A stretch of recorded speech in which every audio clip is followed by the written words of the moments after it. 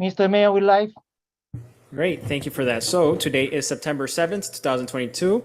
The time is 7:13 p.m. and I'm calling to order the Baldwin Park City Council regular meeting. And then do we have anybody in the... I see Pastor Jackson. Pastor Jackson, do you mind leading us in an invocation?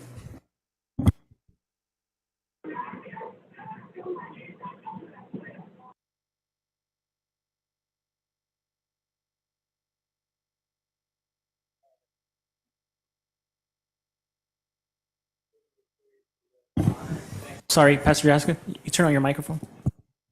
On giving you praise, glory, and honor and thanksgiving. Thank you for Baldwin Park and all their citizens that are here, Lord. We thank you for the city council and the mayor to work out to what they need to do for Baldwin Park and making this a great city. We're asking you, Lord God, in the world situation that is at hand right now, there's a turmoil. We're asking you for peace, Lord, even in our own nation, bringing unity and peace. We thank you for touching our schools, Lord, and many youngsters that are here, Lord, that will grow up to be citizens, Lord God, in this great city and elsewhere, Lord, and giving them wisdom, knowledge, and understanding in what to do. Same with this city council. We thank you, Father, for our police department and our fire department. We have diversities of vocation, Lord, but we need you right in the midst of it. We need you with our children and our parents and children coming together in our school district and our businesses in Baldwin Park. So we're asking you to put your mighty hand up on them. In the name of the Lord, we pray. Amen.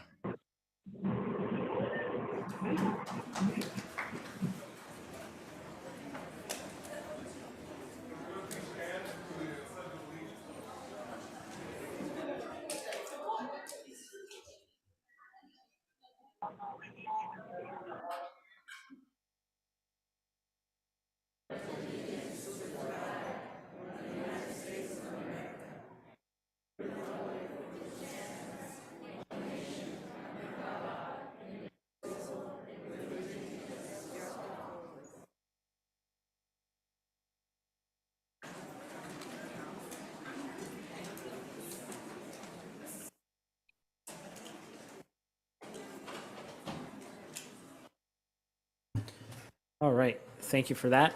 And just want to acknowledge Pastor Jackson, and I know that you were out last week. I just want to let you know that myself, my colleagues in the city is here to support you. And then we do have a roll call. City Clerk, can I have a roll call, please? Yes, thank you, Mayor. Mayor Estrada? Here. Mayor Pro Tem Damian? Here. Councilmember Avila? Here. Councilmember Garcia?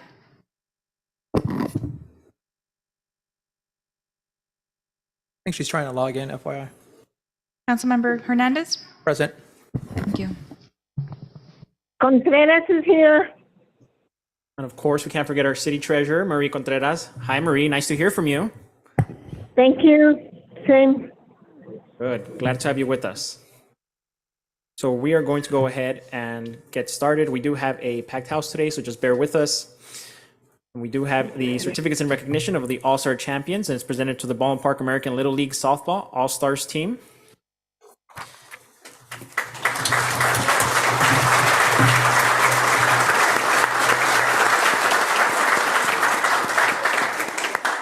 So of course we want to show them we are incredibly excited and proud of them. And if you can just carefully make your way up here with us, we want to make sure we give you your certificates and take a nice picture with you. And then coaches, if you can help me hand out these certificates, that would be incredibly helpful.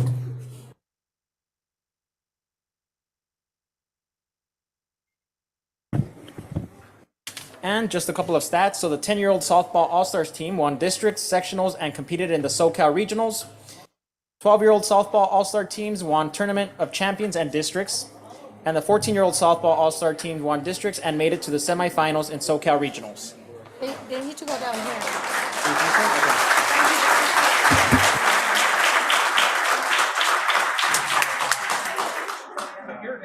Probably down there. Down there. There's a lot. All right.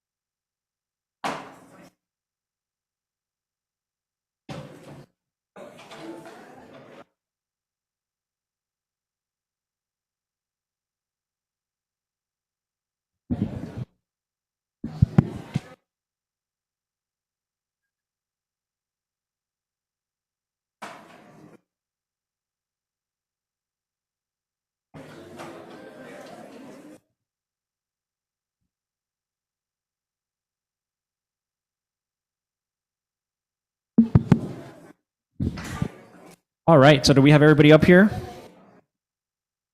Who has, I think Councilmember Hernandez has the 14-year-old, is that correct? All right, you want to go ahead and start off?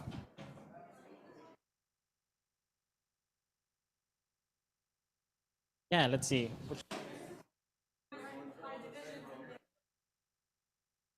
I have the minors, so why don't we start off with the minors? So we'll start off with the minors, and then we'll go up from there. All right, so I'm going to go ahead and hand you the certificates. So first we have the coach, Javier Farias.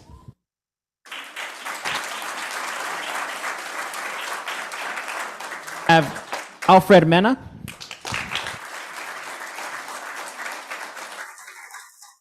Lino Elizalde. Related to Valentina Elizalde. Related to Valentina Elizalde. We have Bethany Barajas.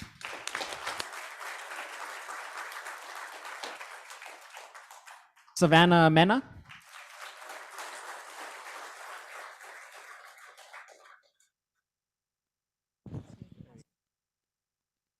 Annabelle Farias.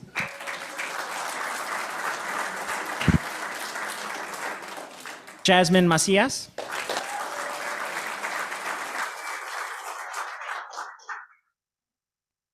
Lauren Elizalde.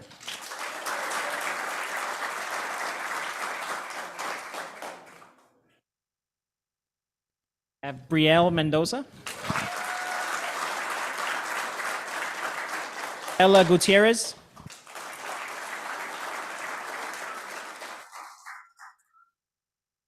Natalie Peralta.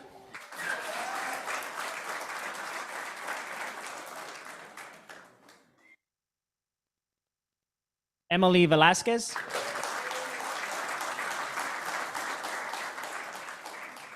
Melanie Fernandez.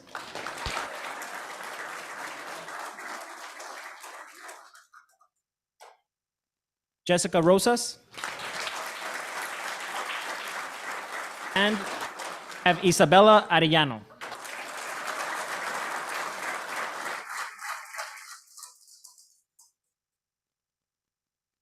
Oh, yeah.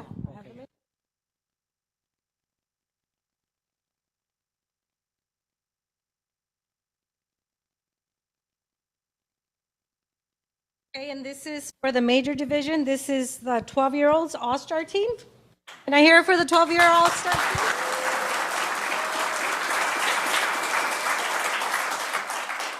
Let me hear just the parents of this group. Okay, hey, you have the coach. Coach, you want to come up here? Amador Ortega. Brianna Ortega. Not here. Alejandra Barajas. Diana Mendoza. Bessie Rojas. Destiny Yanes. Beatriz Rosas. Maya Farias. Isabella Ortega.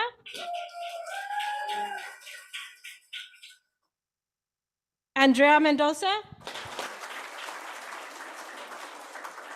Sofia Aguayo. Jocelyn Morales. And Ariana Gutierrez. And one more time. Yeah, so we'll go ahead. You guys want to scoot over? Next team.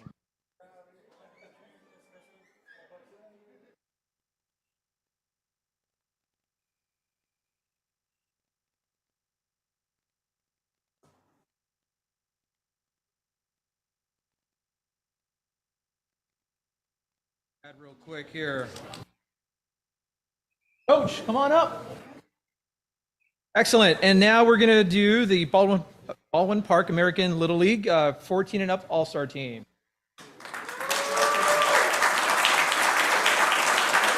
Sure. Your division. And first and foremost to our coach, Faustino Rodarte. Yes. Ayla Ignat. Yes. Adrian Alvarado.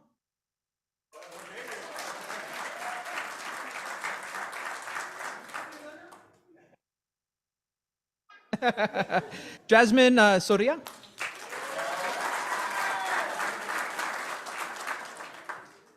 We have Daisy Obaya.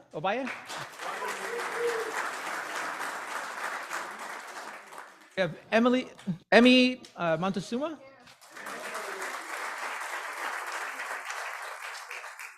We have Naila Lopez. Estrella Lopez. We have next Jocelyn Boone.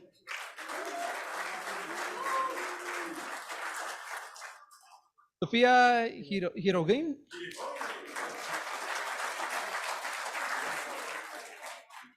Then we have Dixie Cervantes.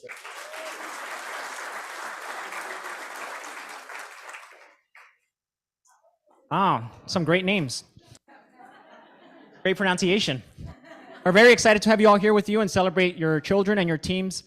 Here, we're very excited to support everybody and anybody. We've partnered with our school districts, and we want to make sure that we support every single entity out there that is keeping our children busy in a positive way, making sure that they are becoming healthy and growing individuals that are going to develop into healthy and great Baldwin Park leaders. So give yourself a round of applause for being great parents.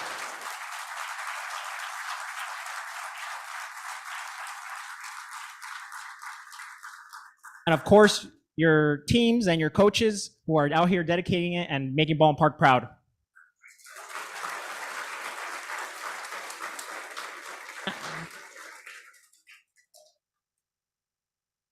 Thank you, Mayor.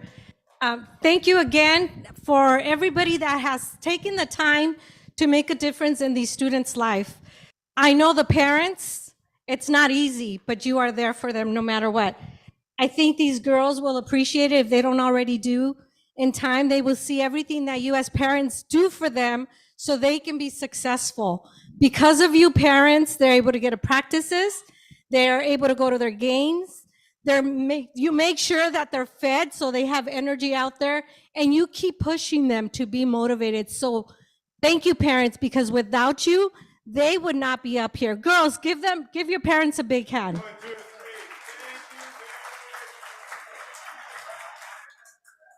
And to the coaches, because they're out here, they're volunteering their time. They don't have to be doing this, but they care. They care about our children. They care about our community. So they take the time out of their own busy schedule, time away from their own families to be here to make sure that your girls are successful. So give the coaches a big hand also. And to the whole Baldwin Park community, together we can accomplish anything. So if we stick together, work together, motivate each other, and support each other, we can continue to do this. Thank you, girls, and congratulations.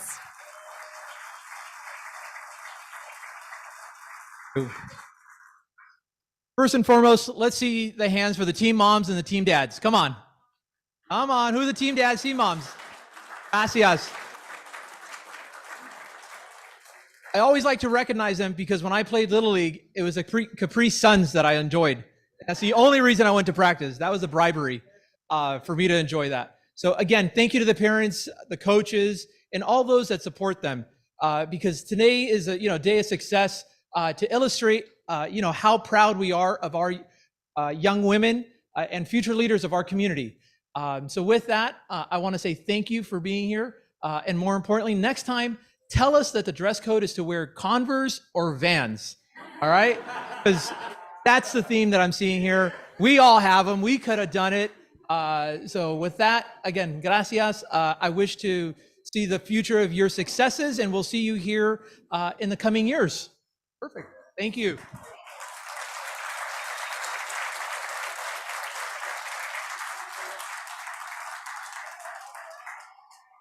Oh, yes. And then we do have our Mayor Pro Tem and I believe our Councilwoman on Zoom. So Mayor Pro Tem and Councilwoman, if you would like to make any comments. Yes, thank you, Mayor. Just want to say congratulations to all of our young ladies that made it to the All-Stars and that won the All-Star tournament, to our coaches, our team mobs, because without them, after those games, those kids need those drinks to hydrate. So I want to say thank you and congratulations to all of you.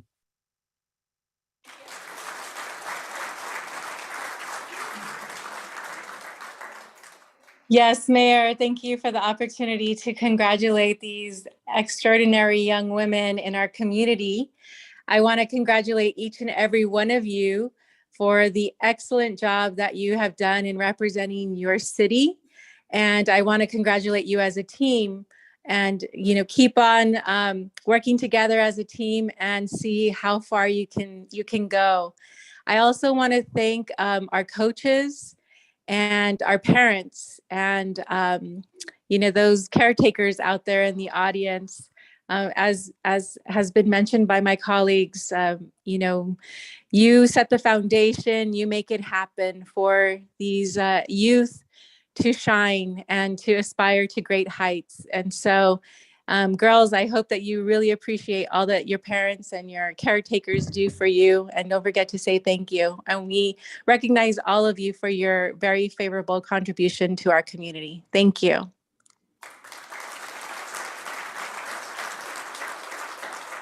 All right. And here comes our favorite part. So we're going to ask all the athletes up here and coaches to squeeze in a little bit so we could take a nice picture. I'd tell the parents, but I don't think we all fit up here. Yeah, so you know what? If we can try it. Want to put the parents up here? And then parents, if you want to join us, you can line up right here in front of us. We'll make sure everybody fits. We'll Photoshop you in if we have to.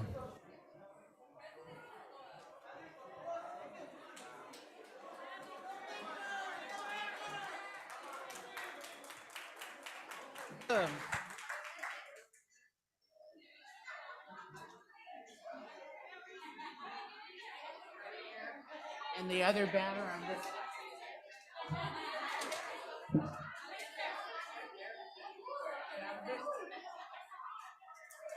Okay.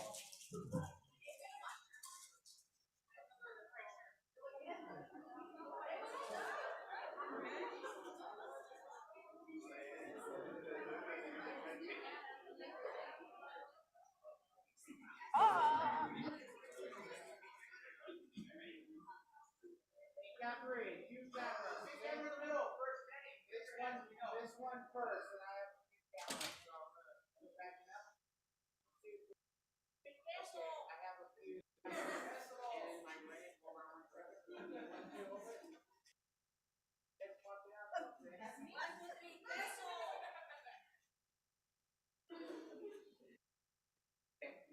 And I have a few more cameras, so keep on going.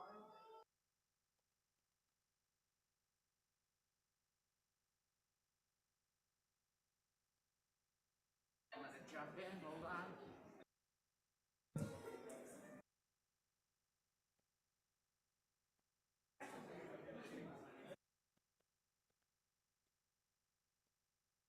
Okay, count three.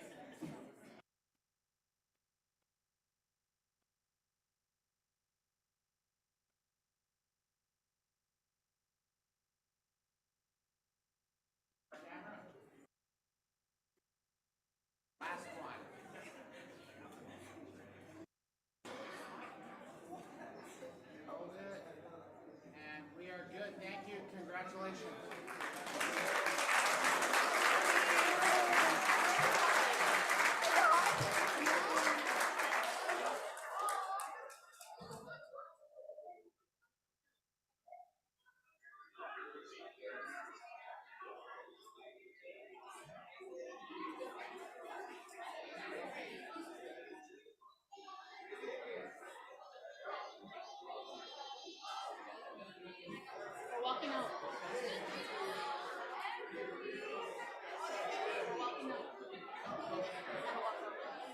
Thank you. I'll send it to you.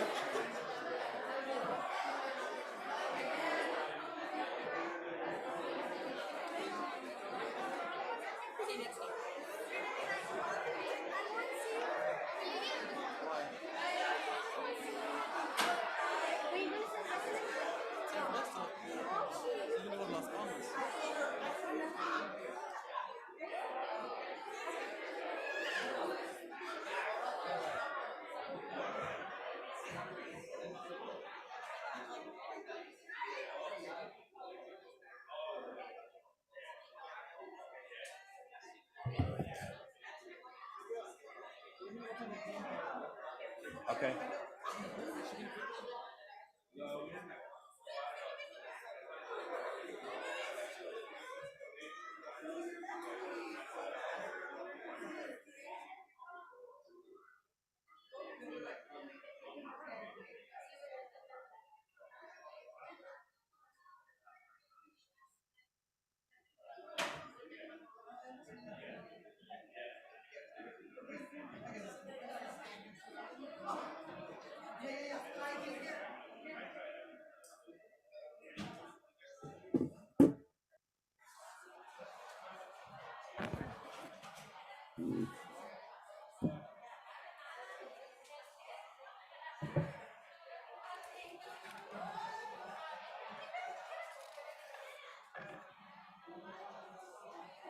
Okay. All right. And now, looks like everybody's wide awake today. We're going to go ahead and celebrate our outgoing HR manager, Laura Thomas. Laura, if you want to come up here and join us.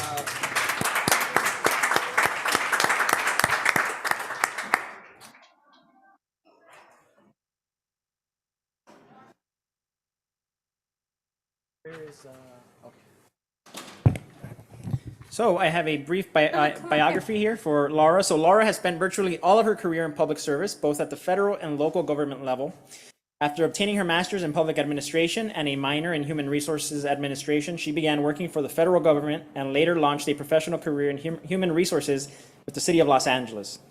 In the city of Los Angeles, Laura worked in almost every facet of human resources and worked in several departments supervising risk management, hiring and selection, classification, employee relations, and employee development activities. In November of 2017, Laura joined the Baldwin Park family as a human resource risk manager. For 5 years, she directed the activities of the Human Resource Department and developed a valuable partnership with the executive team, managers, supervisors, and employees to achieve important work objectives. She was also able to utilize her coaching certification expertise and provided performance coaching to employees and managers on an as-needed basis, which yielded positive outcomes. Under Laura's leadership, the Human Resource Department became a customer-focused operation who prioritized the needs of the departments as well as the city manager and city council. During her tenure with the city of Baldwin Park, Laura spent a lot of energy mentoring staff and sharing her expertise with the team and made many training and development opportunities available to the department. Her staff became well-rounded in many aspects of human resources. They attended national conferences, local training workshops, and enrolled in IPMA certification training. After working almost 35 years in public service, Laura will be retiring on September 15th, and she's headed off to Atlanta, Georgia, where she and her husband, who recently retired, will be spending time having fun and relaxing. So we want to go ahead and, of course, applaud for Laura Thomas.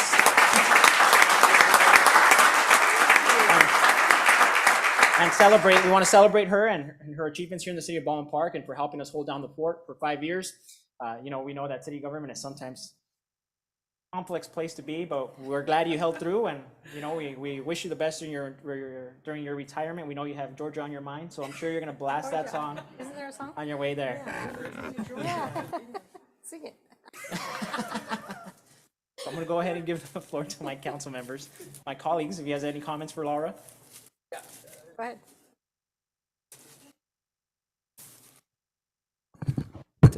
Laura, it's been a fantastic pleasure working with you, not only for these past 4 years, but also when we worked in the city of Los Angeles.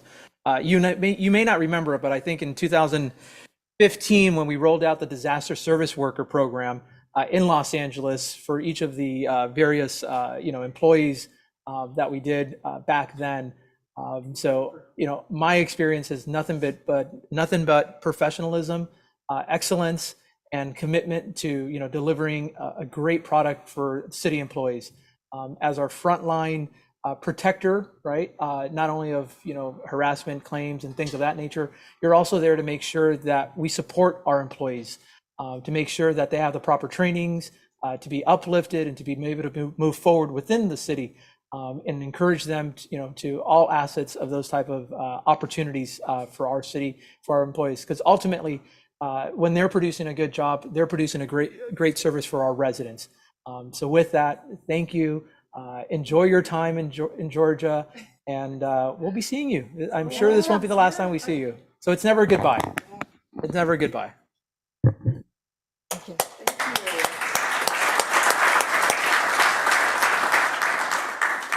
Well, Miss Laura, I haven't known you as long as Councilmember Hernandez. However, I understand how complex human resources can be. And especially when you have so many different departments that you have to make sure that policies are in order, that everybody's following the right direction, the right policies. I think the hardest part is when you have to bring them in when you know they're not following those policies. So I commend you for doing that. It's definitely not an easy job, but it is a very important job. I feel it's the core of any organization, because if HR fails, then we fail, because you make sure, like I said before, that everything is running smoothly according to law, that employees and staff are treated properly, and that we're abiding by the law when it comes to discrimination, what have you. There's so much involved. I want to thank you. After all those years of service, you deserve a retirement, and I understand you have a lot of family out in Georgia, so you get to reunite with them. You will miss California, I'm sure, but you can be back and visit. Know that you have a family here in the city of Baldwin Park, and we thank you for everything you have done to us. Good luck to you.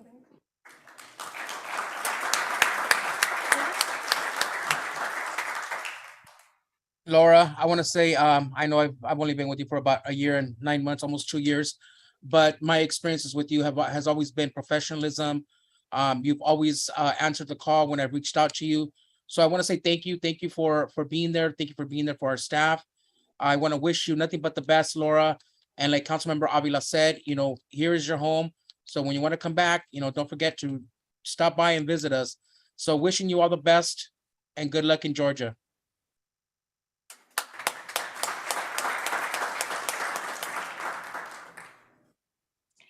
Hi, Laura. I just wanted to chime in and echo everybody's comments. It has been a pleasure to work with you and to see you, just do such great things here in our city.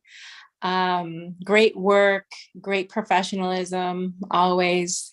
And we will miss you, but I wish you the very best as you embark on this new chapter, a very exciting chapter in your life. And I hope that it is, as fulfilling as your career has been, and I'm sure that it will be. So enjoy retirement. And I have a feeling you'll be very active and just doing a lot of good work for yourself, for your family, and I'm sure your community out in Georgia. So best of luck to you. And it's been a pleasure. Thank you so much.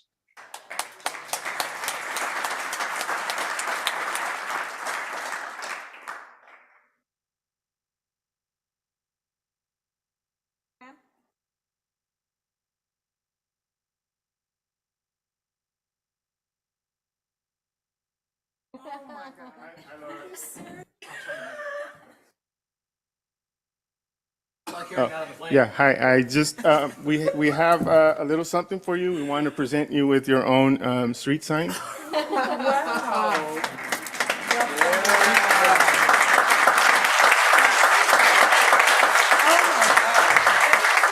here you go. Put it up at your new house. Laura, you have to put it up at your new house so they know.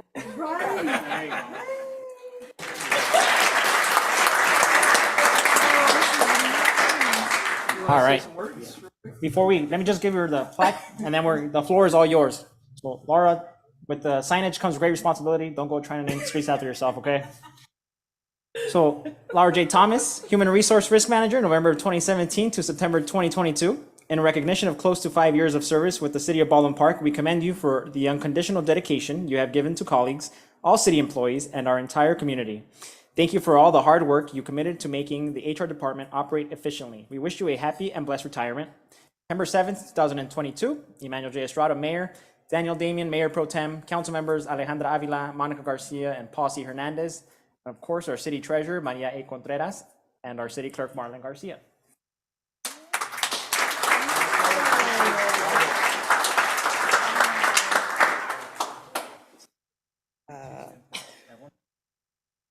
I don't have words. Wow. I'm blown away by those positive comments, council, and I mean, thank you. Man, I really don't have words, but I mean, I'm just excited, and I'm just I feel honored to. What, a street sign? I'm really trying to process that right now. I don't know what to do. I mean, no, seriously, I have truly enjoyed working the City of Baldwin Park. It really does feel like a family here.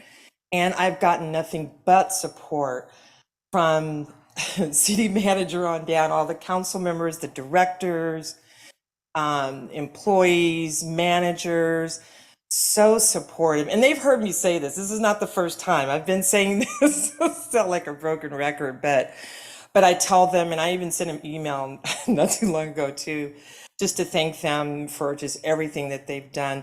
You helped to make my job easier. Now, sometimes I would pull my hair out. I'm serious. You know, sometimes I was under a lot of pressure and trying to balance the needs of everyone, and that's really hard sometimes, but it's good to know that you were feeling good about what we were trying to do as a department, and I just hope and I know the department will continue to do good things. And there's so many more things I wanted to do, but they all have my phone number. Everybody does. And they know, and I mean, honest to God, I really want you to call me if you need something, or just if you want to hear my voice, I don't know, maybe you just want to. But if you really need anything that you do need, I mean that. I want to remain in touch with all of you. And I do just feel part of a family, and family doesn't just go, you know, part of the family, I'm not going to just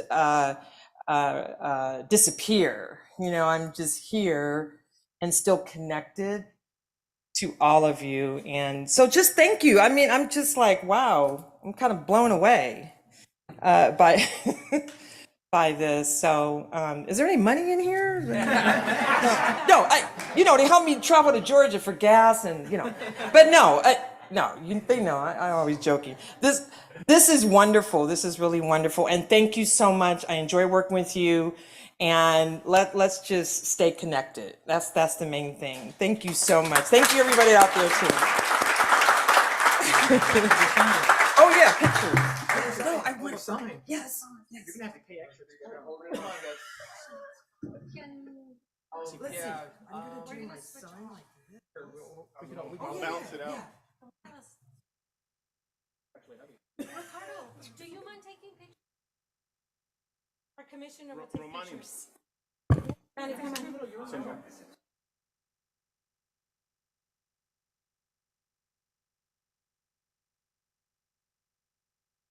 Captain. Captain's coming.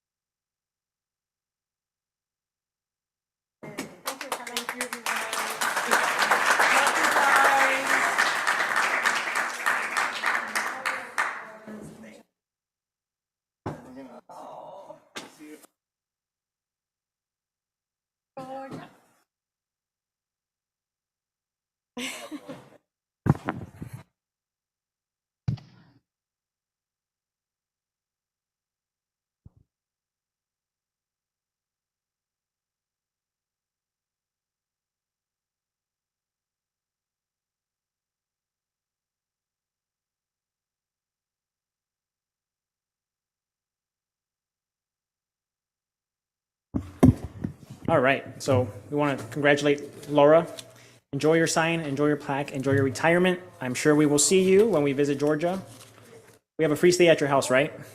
All right. Enjoy life overall. Yes. All right, so we are going to go ahead and open public communications. Chief Deputy City Clerk, is there any cards people filled Yes, out? Mayor, we have a few speakers. The first is Laura Franklin, Commissioner Laura Franklin.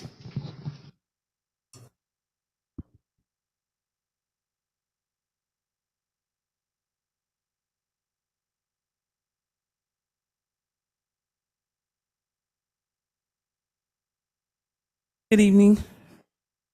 Good evening, Mayor Estrada, Mayor Pro Tem Damian, via Zoom, and other council members. Just a quick thing that I'd like to mention. I've been a housing commissioner since February 2022, and so I'm just coming forward to appeal to my current Baldwin Park members in the audience, as well as to ask them to apply so that we can get a quorum, so that we can, as commissioners, to get started with the housing. There are 2 of us currently, and we are definitely looking for more to come aboard, just to apply through the Baldwin Park website. But I also wanted to know if there was a campaign or strategy that would go forth to recruit more or do more outreach via either the Baldwin Park website, newsletter, or the local paper that we get daily. So that's my appeal. Thank you.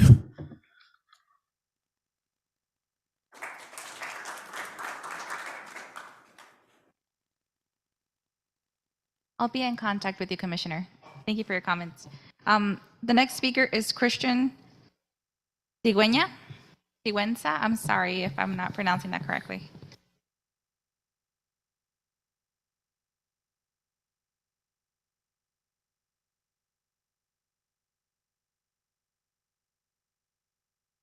Sigüenza, but nobody gets it right. Good evening, Mayor and council members. My name is Christian Sigüenza.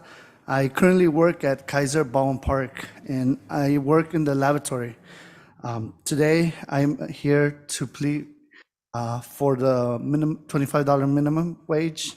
I want to support it, and I want you to support it, and there's a reason why. Right now, housekeepers don't make a livable wage. Not just housekeepers, but cafeteria people, personnel. They deserve to make a livable wage, a wage where they can provide for their basic needs. Personal experience, for example, my mother-in-law is a housekeeper. Unfortunately, she doesn't work in an area where there is a union, where there's a minimum. These housekeepers don't have enough to provide for just general emergencies, life emergencies.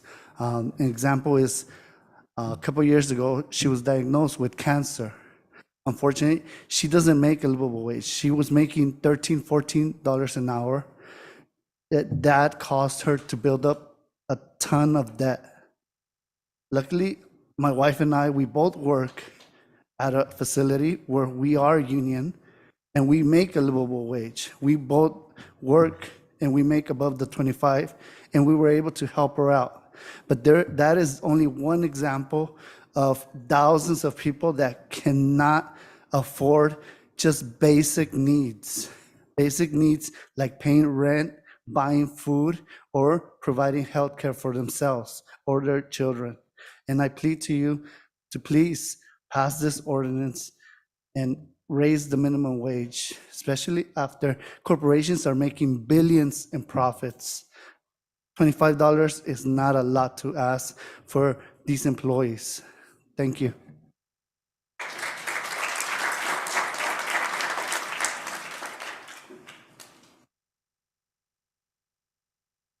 The next speaker is Gabriel Montoya.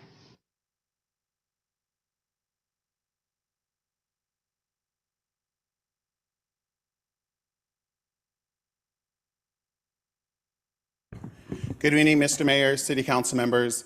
My name is Gabe Montoya, and I am an EMT here in LA County at Kaiser Downey, and I'm also an executive committee member for SEIU HW, and I represent all the members here tonight. What I want to do is talk to you about why this is important and why we need to see through the smoke, right? The reason being is that healthcare workers serve a special way in each of our communities. They serve a special place that requires them to do a job that they face dangers in that most people do not have to face on a daily basis. Whether these workers are doctors, are they serving food, are they cleaning a room, they all face the same danger. And it should never be that the people who come out every day and serve these communities in a way that the past 2 years have proven to really be brave and necessary should never, ever have to really fight in order just to survive and make basic needs. I've said this before here and I'll say it again. Us as healthcare workers never come in to do this to get rich, but we at least expect to survive while we're doing it. We're gonna hear from people tonight who refer to us as healthcare heroes. We don't wanna be called healthcare heroes. Instead, what we wanna be done is treated like healthcare workers who have a chance to be treated with dignity. Pizza parties and pepperoni pizza ain't gonna do it. They're not gonna pay the bills, and they're not gonna keep people in this industry. There are workers here in this city who can go work at a Panda Express, at a fast food restaurant, at a retail store, and get paid either the same amount or above that without having to deal with COVID, without having to deal with the Los Angeles County state of emergency for monkeypox, without having to deal with the emotional attachment that you have when you work with patients every single day. They could do that, but what they do is they continue to serve this community. And so there's gonna be people here from the CHA and other organizations that are gonna talk to you about why they support us, but they don't believe we deserve this. What I wanna say to that is when they're gone, these workers will still be down the street doing the job that they came to do. And on top of that, I also want to say, for all the talk of equity that we're going to hear from opponents in this room, let me make it clear, they had the ability and they had the time to really make a deal with the state and us to get this done. But instead, it died because people wanted to talk about subcontracting and paying workers less than what they're worth, which would undercut our workers' ability to make a living wage at the minimum wage should it pass. So we don't want to hear about equity. Let's really talk about what matters. And what really talks about what matters is that these workers in Baldwin Park have the ability to survive every day and do what's best, not only for themselves, but their families, and the opportunity that this could provide for Baldwin Park residents who go into healthcare. Thank you.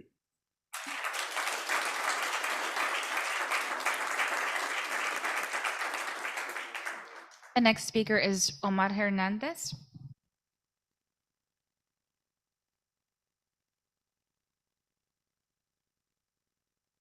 Good evening, Mayor and City Council members. My name is Omar Hernandez, and I work at Kaiser Baldwin Park in environmental services as a housekeeping attendant. I am here to support a $25 minimum wage for healthcare workers. I want to represent not only my department, but also all of the starving students at Kaiser that would benefit from this change. Along with inflation, school has not gotten any cheaper. Working at Kaiser, I believe in building a better future, and passing this ordinance will have a huge impact. Thank you for your time.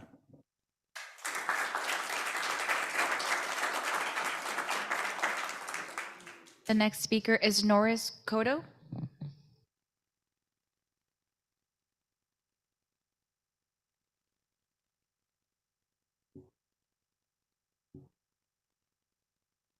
Good evening. My name is Norris Cotto, and I worked in EVS at Kaiser Baldwin Park for 5 years. And throughout the pandemic, I support the minimum wage for $25 because we work hard for our community. We risk our lives during the pandemic to do this work, and we are making living wages. Please pass this ordinance and support healthcare workers in the city of Baldwin Park. Thank you.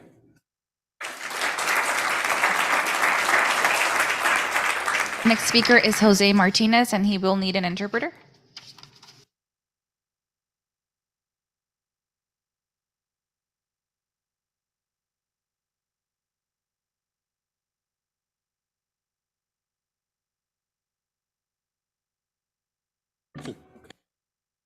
Buenas noches, mayor y miembros del Consejo de Baldwin Park. Mi nombre es José Luis Martínez, trabajo en Baldwin Park, Kaiser Baldwin Park, por 2 años. He trabajado durante la pandemia arriesgando mi vida por $20 la hora. Good evening, Mr. Mayor and the City Council members. My name is Jose Luis Martinez. I work at Kaiser Baldwin Park for 2 years, and I've worked during the pandemic there, risking my life. Hay veces que no tenemos suficiente personal y tenemos que trabajar a veces doble turno, dobles horas, para mantener las habitaciones desinfectadas y listas para ser usadas, especialmente en estos días tan ocupados por la pandemia. I've been risking my life for less than $20 pay, and sometimes I work a double shift and have to work double the hours to disinfect the rooms, especially because they are in high need to be used right now and during the pandemic. No es justo tener que hacer ese trabajo mientras luchamos para pagar el alquiler, la renta, los biles, la comida, gasolina. Por favor, les ruego que aprueben la iniciativa de los $25 por hora, puesto que yo estoy haciendo mi trabajo lo mejor que puedo, pensando muchas veces en que no quisiera yo que algún miembro de mi familia llegara y no estuviera desinfectada la habitación. Pero si algún día llegaran ellos a estar enfermos, que ellos se sientan seguros, y todos ustedes, que nosotros hacemos el trabajo lo mejor posible que podemos. Damos lo mejor de nosotros. Gracias.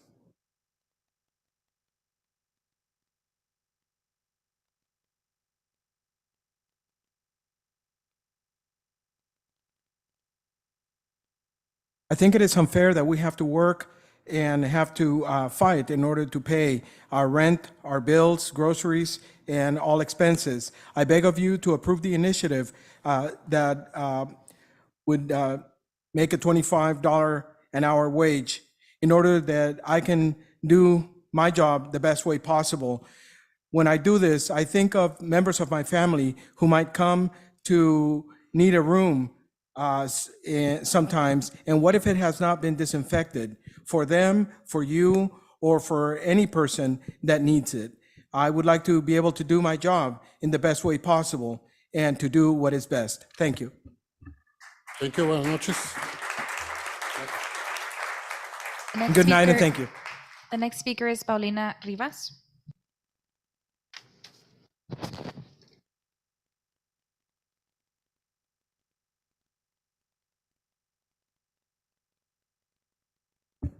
Hi, good evening, Mayor and members of the council.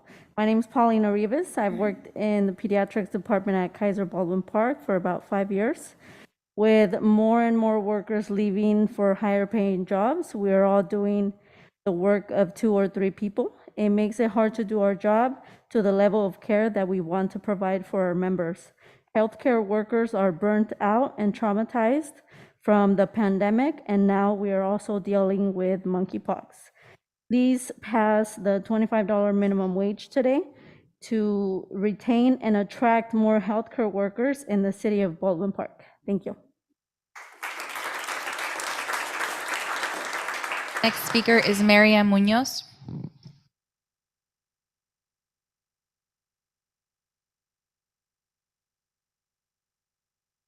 Good evening, Mayor and City Council. My name is Mariam Munoz. I grew up here in Baldwin Park. I've been working for Kaiser for 17 years, and I'm here to ask for you to pass the ordinance for the 25 minimum wage, specifically for those who are not making that. They risk their lives day in and day out. They work double, and without them, my job would be that much harder. They make sure that patients receive the cleanliness that they deserve in order not to leave with something that they didn't come in with, which does happen. They are overworked and underpaid, and I beg of you, if you're a patient, this is something that affects all of us, not just them.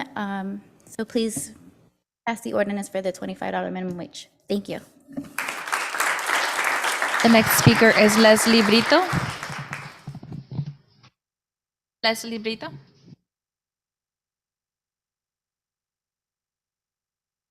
Good evening, Mayor Emmanuel and council members. Leslie Brito, Baldwin Park resident for more than 25 years, Kaiser Permanente for 25 years, working on pediatrics. I've been here every week, and I want to make sure that you hear the same thing over and over again. I'm doing this not because of me. I'm doing this because these people who stand behind me, the majority of them, they are on call or temporary workers. They dispose them when they don't need them no more. They use them as a crazy 12 hours every day, 7/24, and they deserve better. And these are healthcare workers. They risk their life as we do. I'm about to retire. I'm one of those that are leaving because of COVID. I make up my mind. I'm ready to go. I'm doing this for whoever is behind me. And for the better of our community, the better of you guys, because you go to Kaiser. And I want to make sure that when you go, you feel confident and you feel secure when you go for the service. I'm begging you to pass this ordinance. I'm pretty sure you are aware that yesterday the law passed for fast food services $22. So they don't risk themselves. These people does. Every day we're wondering what's going to happen. Sometimes they work with minimum equipment. They get sick. They burning. We all burning. I'm burning myself. I'm making pretty good money. I don't need to work for a second job. I'm fine, but I'm begging you for these people who studied it, for those that are not even able to make decent life. They had to look for another job. So please, and another thing for those people who comes and do lobbyists, they have no clue about what they're talking about. They get paid to come and talk to you and change everything around. Kaiser Permanente and corporations make billions of dollars every 3 months, but they don't tell you that. So they have the capacity to pay us $25. It's nothing for them. It's like a feather taken away from a cheek. So it's not going to affect them, but it's affecting us. We want to make sure when our members go to work, they feel confident. They're not stressing about paying the rent. They're not stressing about going back and figure it out if they're going to buy gasoline or they're going to buy milk. That's a big impact. It's not fair for them. And believe me, corporations, they make billions. You can search. They make billions of dollars every 3 months. Thank you very much.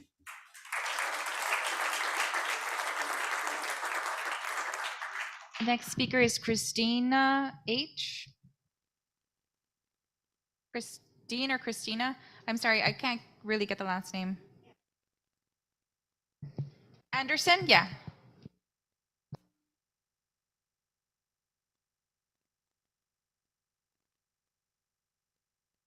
So good evening, Mayor and members of the City Council. My name's Christina Anderson, and I've been a healthcare worker for 11 years. I'm speaking in support of raising the minimum wage for healthcare workers. There's a moral argument for why we should pay healthcare workers a living wage, but even objectively speaking, this is just good policy. In 2022 alone, nearly 1.7 million people have quit their healthcare jobs, equivalent to almost 3% of the healthcare workforce each month. Terry Hollingsworth, who is a vice president for the Hospital Association of Southern California, has stated that, quote, COVID has really stressed the system, unquote. According to hospital leaders, staffing shortages have caused hospitals to pay more for costly contract labor for nursing, technician, and other essential positions. Stabilizing the workforce through wage increases is a cost-saving measure, as the cost of managing churn and turnover is higher than the cost of investing in workers.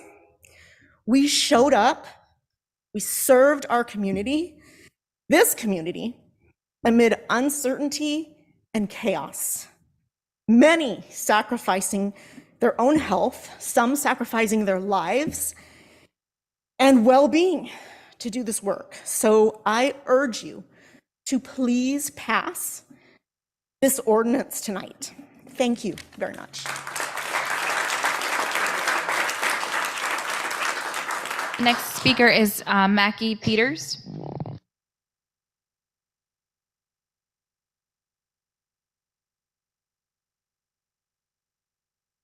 Good evening, Mayor Estrada and council members. My name is Maki Peters, and I've had the great privilege of working with and representing the exceptional healthcare workers in this city throughout the pandemic. By the California Hospital Association's own estimation in a study published this year, we are in a full-blown staffing crisis, with 78% of hospitals reporting increase in staff turnover since before the pandemic. If we maintain the status quo, we will continue to allow the staffing crisis to worsen as workers leave for jobs with higher pay and lower risk to their health and well-being. Communities need healthcare workers, and there are healthcare workers who have come and spoken at this council after their long shifts at work, on their breaks, whenever they can fit it into their lives, because this is about their livelihood. We have healthcare workers that are housing insecure, gainfully employed, and unable to make ends meet. It reminds me of when I was a healthcare worker, making $17 an hour and living in my car. I had to take on additional jobs as a server just to make ends meet, and that was in 2014. We clearly haven't done enough to improve the situation because we are an entire global pandemic later, and wages are stagnant and workers are still struggling. I just want to make clear that there are healthcare workers who are making less than $25 that were essential enough to be required to show up to work and risk exposure to COVID and lost their lives for less than $25 an hour. Healthcare workers deserve a fair living wage. The cities of Los Angeles, Long Beach, Downey, and Monterey Park have all adopted a healthcare worker minimum wage in their cities because it is the right thing to do. Some things that may come up later this evening, a question on why not including clinics. As you know, we know, and as our opponents know, you can't set wages for publicly funded institutions at the city level. So that is a misleading talking point. And also just want to make clear that Planned Parenthood has not taken a position on this measure. Thank you. Please support this tonight. Next speaker is Rudy Redas. Rodas?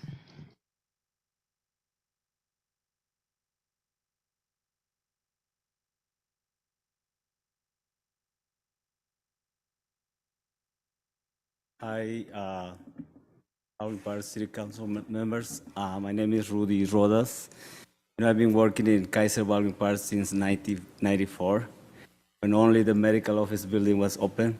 And I'm here to support the minimum wage campaign, and we just want you guys to back us up on this. We as EBS employees, we're risking our lives every single day, trying to do our best to maintain those rooms clean. And I know you guys like us, like a city of Baldwin Park, you guys see Kaiser Baldwin Park as an empire, but an empire that is not organized. They're trying to subcontract people right now, and we don't deserve that. They're saying that we're heroes, but they're not treating us like that.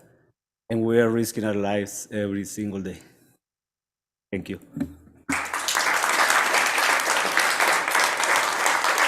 The next speaker is Nicole Ibarra.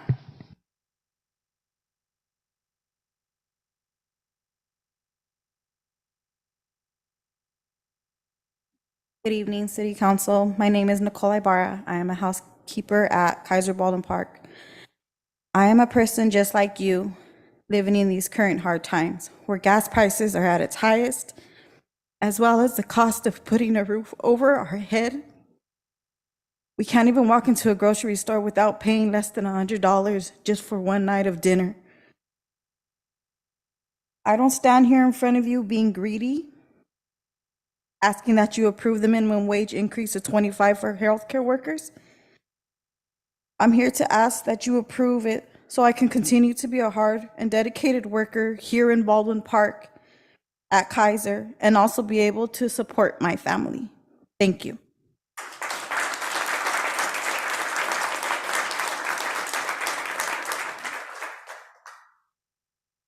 The next speaker is Roxanne Preseda.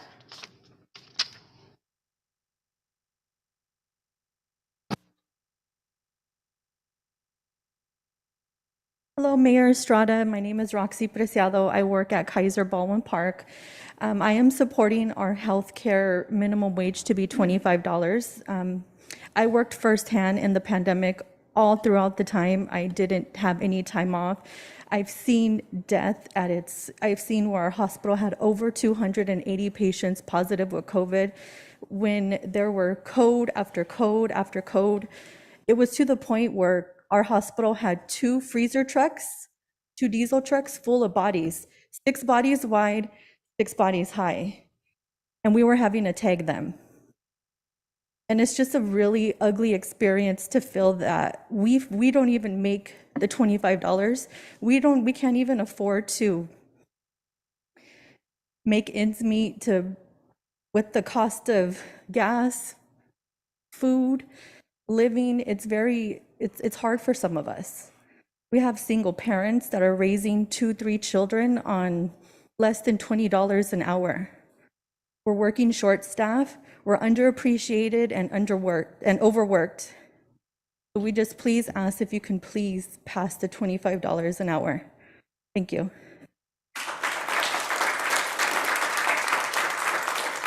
Next speaker is Diana.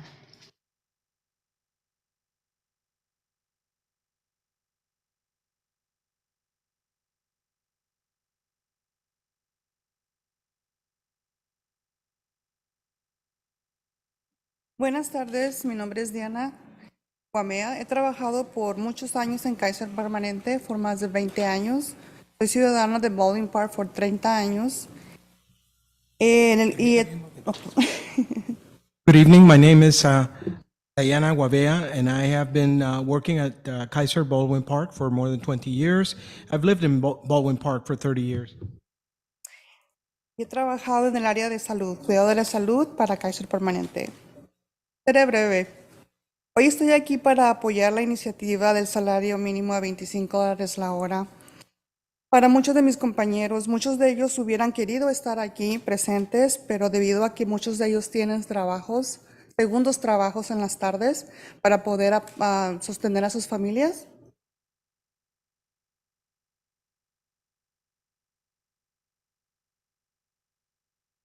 I've been a healthcare worker at Kaiser Permanente, and I'll be brief. I am here tonight to support the initiative for the $25 minimum wage, and I'm here on behalf of those co-workers of mine who would like to be here, but they can't because they need to be at a second job so that they can support themselves and their families. No entiendo cómo hay personas y organizaciones que están en contra de esta medida, porque mis compañeros, como de housekeeping, de cocina, y todos ellos trabajaron muy duro y arriesgaron su salud y las de sus familias durante la pandemia para cuidar, estoy segura, algún familiar o algún amigo de ustedes presentes. I cannot understand how there are people and organizations who are against the minimum wage when co-workers of mine, such as housekeepers and cooks, have worked hard and have risked their lives and those of their families in order to work during the pandemic and keep others safe, as those who are present here. Para cuidar a algún familiar o amigo de ellos, de los que aquí presentes. Correction, in order to care for a family and friends of those who are present here. Estoy segura de los que están aquí presentes. Me gustaría preguntarle a las personas en contra de esta iniciativa si ellos mantuvieran a sus familias con el sueldo de mis compañeros reciben hasta ahora. Por eso pienso que es, y les pido, que es justo, y les pido a los miembros de este consejo que aprueben la iniciativa de $25 la hora. Personalmente, yo como madre soltera de 2 hijos y tengo 2 trabajos, trabajo en el área de oncología, el cuidado de pacientes. Yo soy lead technician y he arriesgado mi vida y he visto a mis compañeros, tanto de housekeeping, que tienen que entrar a los cuartos, arriesgándose, a veces sin protección, que no se les provee protección y a veces exhaustos de trabajar tantas horas. Y pienso que eso no es justo. No es justo porque todos aquí, y más las personas cercanas a Kaiser, los de Baldwin Park, los ciudadanos, como sus familias, que estoy seguro que viven cerca, los miembros de este consejo, ellos van a necesitar del cuidado, van a necesitar cuando se enfermen y cuando tengan, entonces en ese momento van a entender la importancia que tienen los trabajadores en el área de la salud. Muchas gracias.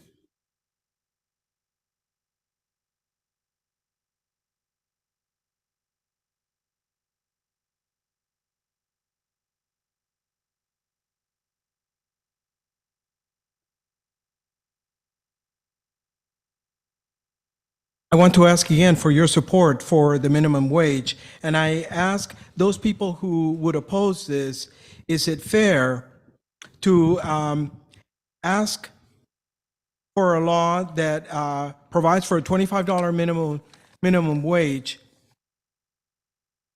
when I know from personally myself that as a single mother, I have to have an extra job in order to support my 2 children.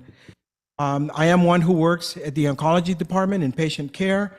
I'm a lead tech, and I have personally seen that my coworkers have risked their lives. I have seen them enter rooms without protection. They are not provided protection. I see them go in and work when they're exhausted after many hours. I believe that it is unfair, and I would ask all of you council members to consider, as you are someone who live close by, I am sure, that if you ever do come to need to come in, you will need the attention of the healthcare workers, and therefore you will see that healthcare workers are important. Thank you.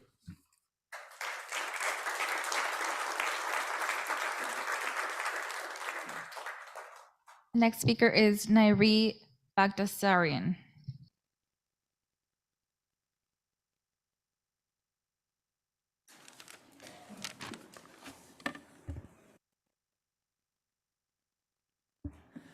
Hello, Mayor and City Council members. My name is Nairi Bagdasarian, and I'm here today on behalf of the San Gabriel Valley Economic Partnership.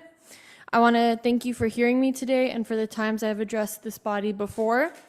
The partnership represents a collective of local governments, businesses, nonprofits, and higher education institutions committed to the mission of advancing the economic vitality and quality of life in the San Gabriel Valley. We're dedicated to the overall growth of the San Gabriel Valley, helping bring resources to our communities so that the economic and workforce development is possible. I'm here today to share our concerns on the proposed healthcare minimum wage ordinance being considered by council. Arbitrarily including some workers and not others that do the exact same job but have different places of employment sets a dangerous precedent in the community and for our region. This hodgepodge approach picks winners and losers and creates a regional race to the bottom. I'm glad to see the LADC was asked to do an analysis. However, according to the city's own staff report, the study was abbreviated and only focused on immediate short-term economic impacts and not the long-term impacts, as more time was needed for that kind of a report. Additionally, only a limited number of stakeholder interviews could be conducted in advance of today's meeting for that analysis. It is unclear to us why there is a hurried approach on this important matter. In the other cities that have passed similar ordinances, voters have demonstrated that they want to say and actively gather enough signatures to ultimately put this issue on future ballots. Baldwin Park did not gather enough signatures to put this on the ballot. Thanking our healthcare workers is commendable, but this approach is haphazard, excludes hundreds of healthcare workers, and could deepen inequalities on our healthcare system further by jeopardizing care for Baldwin Park residents. Regarding these ordinances, the LA Times recently asked, why are city leaders picking winners and losers, and called this sloppy policymaking. Please do the right thing by being thoughtful in this process versus rushed and deliberate. Thank you so much. The next speaker is Adina Tesler.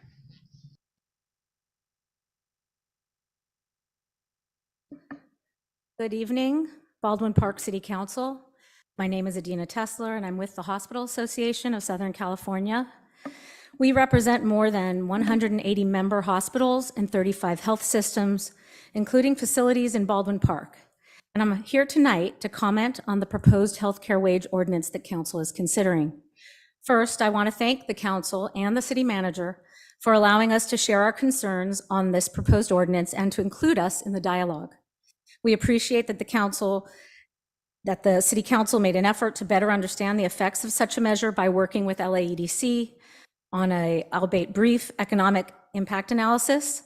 While a more comprehensive long-term analysis is needed and recommended by LAEDC, the report provides a snapshot of what could happen if this wage measure is adopted: job losses, higher prices, and a loss of quality and access to healthcare.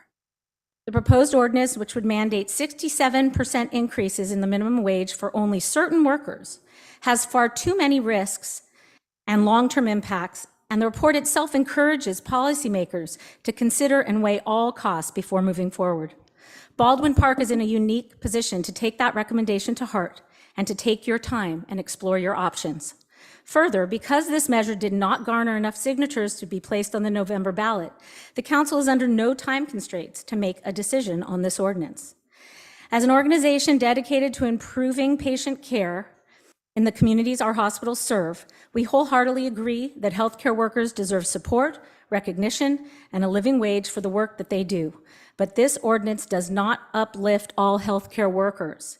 Instead, it chooses to divide the healthcare workforce between private hospitals and all other healthcare workers in the city of Baldwin Park. Of the 9 cities where UHW attempted this measure, 2 are going to the ballot in November 2022, 3 are going to the ballot in 2024, and the other 3 have failed to act.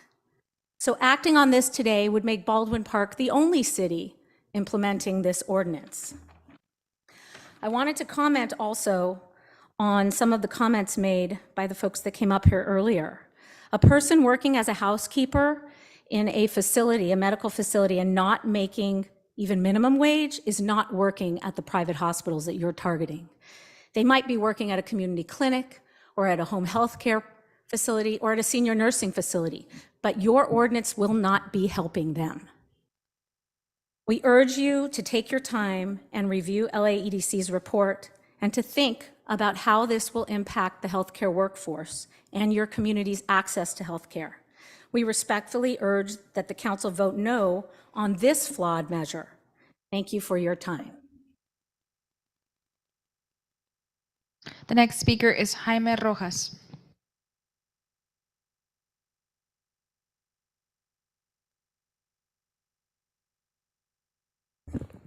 Good evening, Mr. Mayor and council members.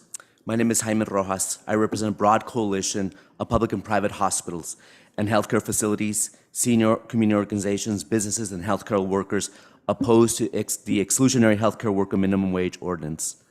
Last week, as you know, a letter was submitted to the City Council signed by 15 organizations to include El Proyecto del Barrio, California Senior Advocate League, Los Angeles County Medical Association, the Greater LA African American Chamber, Baldwin Park Business Federation, the LA Metro Hispanic Chamber of Commerce, and the Regional Chamber of San Gabriel Valley, and others. As noted in the letter, we wholeheartedly agree that healthcare workers deserve support, recognition, and a living wage for the work that they do. But this ordinance is exclusionary and the wrong approach, as mentioned before. Passing an ordinance city by city, including some workers, while excluding the vast majority, is simply not the way to go about, especially with collective bargaining agreements. An ordinance will make inequalities in our health system even worse by excluding workers at community health clinics and facilities that primarily serve uninsured, low-income, undocumented communities, as an ordinance that will create staffing shortage and jeopardize access to the quality of health care in Baldwin Park's most disadvantaged and already underserved communities. The healthcare industry uniquely touches every single person in the city of Baldwin Park, and this ordinance is no different. That would create a greatly impact to each and every person. Also, the council is under no constraint to act and rush an economic analysis by LADC on a timeline set by this council, only examining short-term impacts versus long-term impacts. That approach is short-sighted and is a disservice to many healthcare workers in the city that would be excluded by this. My firm, back in 2021, worked pro bono with a private company, healthcare company, to provide free COVID testing drive-through here at Baldwin Park at the local high school. In 6 weeks, we served over 3,500 people free of charge. So we do know the community, we understand the needs of the community, and we full-heartedly work here within the community. Do not move on passing this ordinance tonight. Take the time, thoroughly think through the impacts here. We appreciate your consideration. Mayor, that was the last speaker that filled a speaker card. Great, thank you. If there's anybody who wants to speak who didn't fill out a speaker card, now is your time.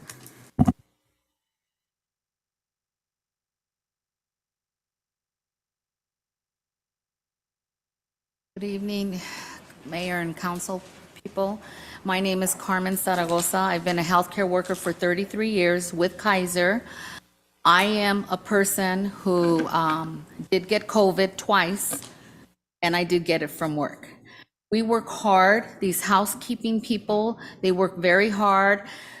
Kitchen people, the EVS people, they really, really need to be paid for what they do. It's very dangerous what they do. They're going in there, they need to disinfect the rooms and clean the rooms. I don't do that, but yet I got COVID from work. It's very important our healthcare workers get this minimum wage. With the future, you saw a room full of young girls here. These are our future healthcare workers too. I can guarantee that more than half of them will probably be healthcare workers. We got to do this for the people behind us. I'm almost out of Kaiser for retirement, but I still want to fight for this and fight for my coworkers that deserve it. I see how hard they work. I see how burned out they are. I've seen, I'm sorry, I haven't seen, but I have heard a nurse so stressed out that they committed suicide at work because they don't have enough people working, they're short-staffed, they're not getting all the equipment they need. So again, unless you work in that condition, like some people may not understand till they walk in our shoes, I really, really urge you to please consider it, because again, one day, hope God willing, it doesn't happen. All of you are going to be patients. And I'm pretty sure the majority of you have Kaiser insurance. So you're going to want healthcare workers to take care of you properly and not be tired and stressed and so overworked. You deserve that care. The patients deserve that care. So I really, really urge you to please, please vote yes on passing this 25 an hour minimum wage. Thank you.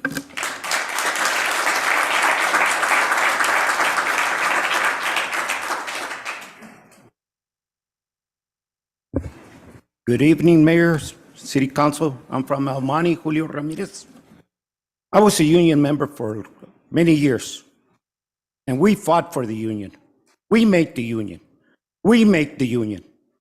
Kaiser, dirty on Saturdays and Sundays, sticks the test on the floors. Does the CEO care about it? No. Does the president of the union care about it? No. These people are fighting for $25. And where's their representatives? They're not here. You got 15,000, 10,000 people out there, nurses, doctors, and everybody.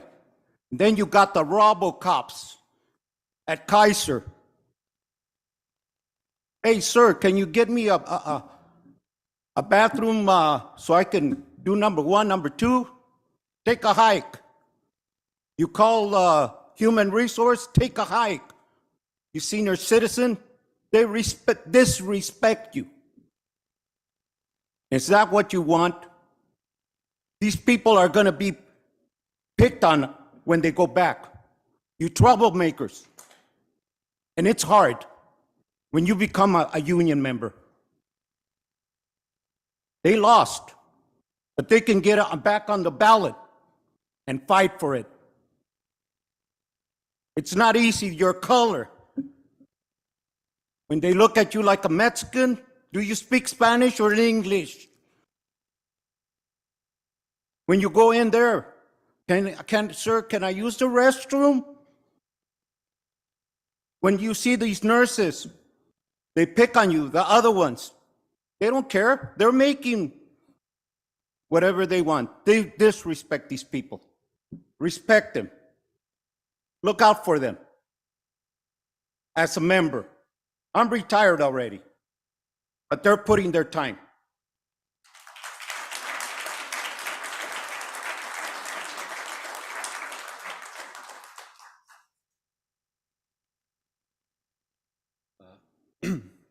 Hey, Council. I've been living in Baldwin Park basically my whole life. I've been here since I was 5 years old. I saw the Kaiser be built. I've met many of the workers. Just like the lady behind me mentioned, a lot of the young ladies here, I'm sure they are going to work there because they live in this community. They're born and raised here. It's only natural for them to go. This is one of the biggest corporations in our area. They're going to get high. Chances are they're going to work there. I'd like to address the lady who mentioned the winner-loser mentality. Honestly, that just sounds like those companies or workers that believe that they are losers, I guess, because they don't have a union representing them. They should go look for a union to represent them. They can work here at this Kaiser as well. Not all workers are being included. I'm not sure if anyone has ever heard, but there's a saying that says, all rising tides lift all boats, right? I don't know if you guys have ever heard that. So what that means is, with this industry, what's going to happen is you guys vote yes, everyone else is going to take a look and say, hey, why aren't we getting paid that much? Hey, let's go shake some trees. Let's see what we can shake loose. Let's go see if we can get some raises. Why don't we deserve $25? Guess what? You do deserve $25 an hour. You do put your life on the line. Those people can also, have a voice. They can also be represented. They can also go out and make that money. These healthcare workers, the union workers here, they will be setting the precedents for everyone else to be able to also get those $25 an hour. I don't know about the politics too much, but I guess she's not here. The young lady who was representing multiple whatever organizations and all these things, certain cities are not going to be included. I mean, I'm not even sure why we're even worried about other cities. These people, we're here for Baldwin Park, right? We're all community members here. I live here my whole life, like I mentioned. These are the people we're worried about. Why are you worried about people in Los Angeles? Who cares? Have them come here and work here. That's really what matters. We're here for us. We're here for Baldwin Park. We're not here for surrounding cities. I'm not really too worried about what it is that they're doing or what they're talking about. I'm worried about Baldwin Park. Thank you.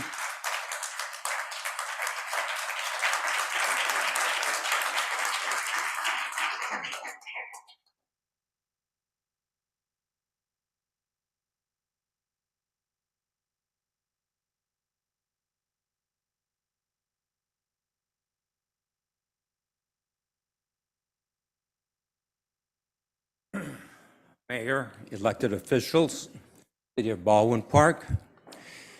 I like Jesse Plata, resident of Baldwin Park, and I've probably been living here longer than some of your ages. Anyway, let's getting down to this. Wages. Now we have wages. People that are working for Kaiser. Now, very simple. Go and pick a profession that pays you what you want. Go and pick a profession that pays you the standard of living that you want. Don't be with this battle the rest of your life. If you have a son or a daughter, I'll tell you very simple. When my son wanted a certain car, you need a job that pays you more. Simple as that. Go for training, educate yourself, and see what needs out there. That's the way that you're going to pick up yourself and not going around with, this doesn't cover living. The other thing that I wanted to talk about, the city tax. I went to 3 of the meetings when they were informing the public. 3 of the last 4 meetings. I went there. I saw the same people that were there, which was just under 25 persons. Some of them were residents of Baldwin Park. Some of them had a different purpose of being there. Now, that's something that, the way you put it, why not get that? Yes. But the way that I see the people that are here elected spending money and not being accountable for, I don't want to give you my wallet for you to start spending that money. I live right here, I shop right here, and I socialize right here, and I probably go out more than any of you have contact. Yes, you're out there when there's a parade or something, yes. But one-on-one or one-on-two, you don't have the contact. I know that I can go and see 10, 15 persons that live here in Baldwin Park feel the same way.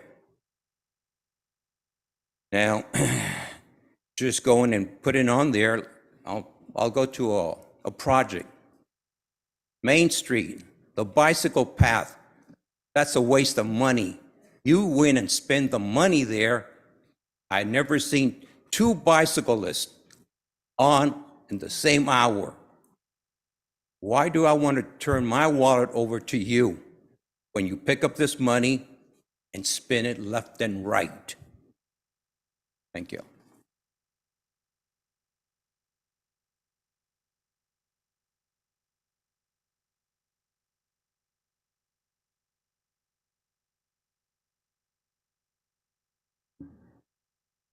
Don Rios, resident. This thing about the city tax and everything, since I told you guys, I went to all the meetings and everything. When the time that people are not getting their $25, people are suffering on the rent, the food, the gas, and everything.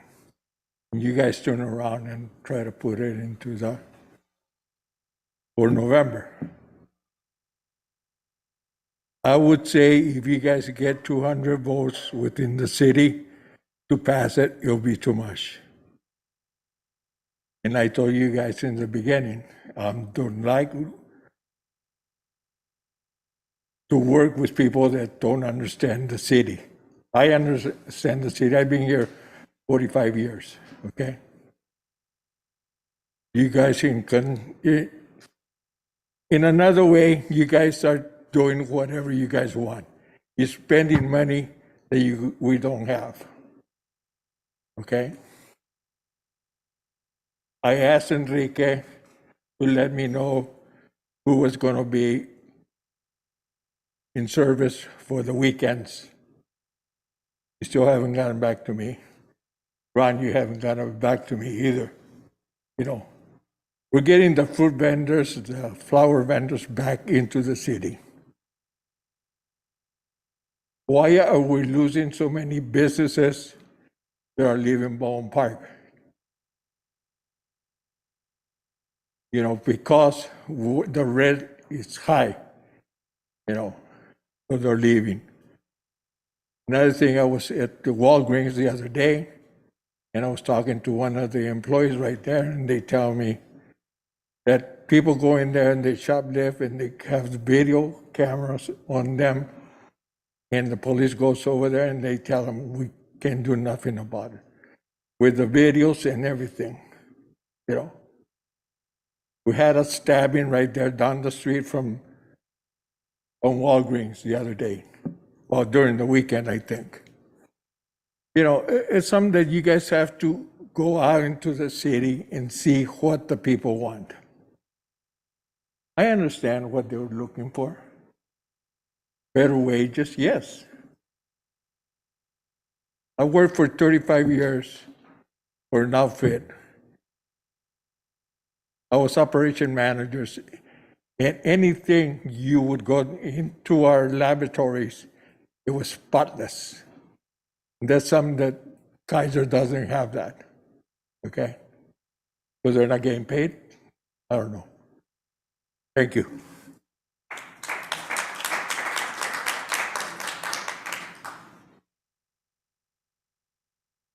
Good evening, Mayor, City Council. I'm here supporting my friend today, and I didn't really have any words written down today, but I did get motivated to come up and speak really quick. My name is Xavier Figueroa, and I'm the owner of LA Trash Junkers. We are San Gabriel Valley's #1 veteran, family, and locally owned junk removal and property cleanout business. We are based here in Baldwin Park, and I wanted to thank you because our ad was put into the BP now, and it has brought me in business already, so thank you very much. With that being said, me and my wife, we're working to hire employees, and with that mindset, we're trying to hire employees at $25 an hour. Us being a small business and already having that mentality, it's just shocking to me that these large corporations don't already have that mindset for their employees, especially healthcare workers who have worked hard for in these past 2 years, especially with COVID, the monkeypox, and everything that they've had to go through. But I just wanted to come up and share my story, my support for them, and hopefully everything goes great for them. Thank you very much.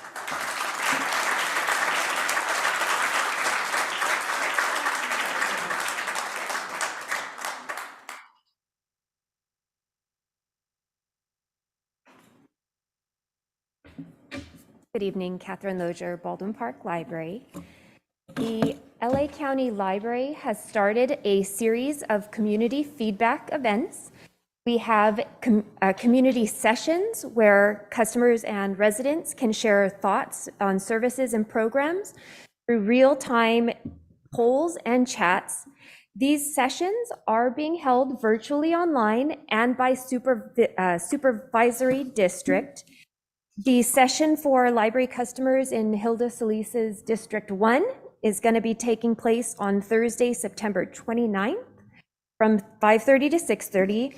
Not only do participants get a chance to affect real change in library services and strategic direction, but they also have an opportunity to win LA County Library swag, a Kindle, as well as gift cards that have been generously donated from our LA County Library Foundation. Now, if you don't have time to join a community session, we also have surveys that can be submitted online or via paper. If you come into the library, you can pick one up, and they can be submitted anonymously, or if you choose to give your name and email address, you can be entered in for prizes as well. And working in the library for the last 3 years, I've seen that these the feedback does initiate change. So please, if you have something you want us to do, or if you want to compliment us, we're always looking for compliments, please come in and give us your feedback. And then switching gears slightly, on next Thursday from 4 to 5, we have a program for teens ages 12 to 18. It's part of our adult one-on-one events. This is a series that teaches teens and tweens life skills. The event next Thursday is going to be mindfulness and Mandalas. It's teaching teens not only how to practice mindfulness while drawing their own mandalas, but it's also ways for them to learn how to focus and relax. Thank you all so much for all that you do, and have a wonderful evening.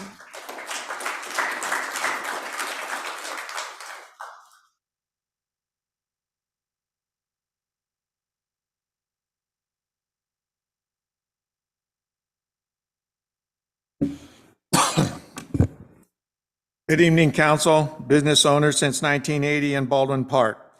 I want to thank the city manager and the mayor. Numerous texts to you today and yesterday about getting rid of a violent homeless guy that we keep having repeat, but just not impressed with 24-hour service. We need service done quicker than that, because one guy destroyed a whole bus stop because we didn't act on it quicker. But thank you very much for the help that got the guy out of there today. Now, on the Measure BP, just say no. Why is the council members telling employees that there's going to be layoffs if this measure isn't passed? This measure was designed, which all these meetings were held, which nobody showed up to, but except city workers. And what happens is they're trying to now scare the employees that they're going to get laid off. Why? Because they're saying they're not going to have enough money. Well, the thing is, this whole BP thing with the sales tax is to put in soccer fields, to build up the community. It's not about paying more wages. We already pay $300,000 for a city finance director that isn't even certified. We pay Manny Carrillo over $270,000. This is ridiculous to pay that. These people are asking for a measly $25, which is very high because of Kaiser isn't going to pay that because you are. Your health premiums are going to go up. Everybody that's on HMO. Now then, we don't want you, the city, to promote this stuff with city workers and telling them and scaring them that you're going to be laying people off if you don't pass Measure BP, because it's a lie. Just like you don't say that you don't get a percentage of your city taxes from the measure. You do get city tax money. But the thing is, you want to get greedy. You want more. You want another $6 million to put in the city fund so you can pay wages that you shouldn't be paying. You need to look at yourself and get rid of this fiscal stuff of overpaying. This stuff with $25 an hour is ridiculous. These people can't afford it working there. They don't like it. I haven't heard anybody dying. Has anybody come up here and said a family member died because they worked at Kaiser? If you don't want to work there, get a real job somewhere else and get an education and work for it. My granddaughter goes to college. She's working for that. And the reason that she's working for that, because she wants a good job and she wants it to pay good. But these people want to whine, well, I worked so hard, I got to work 2 jobs. What do you think we all did back in the day? Yeah, I'm old, but I worked 2 jobs. When I wanted something, I worked for it. I didn't come up and whine and ask the city council to do something they shouldn't be doing. This is none of your business, and you should stay out of it.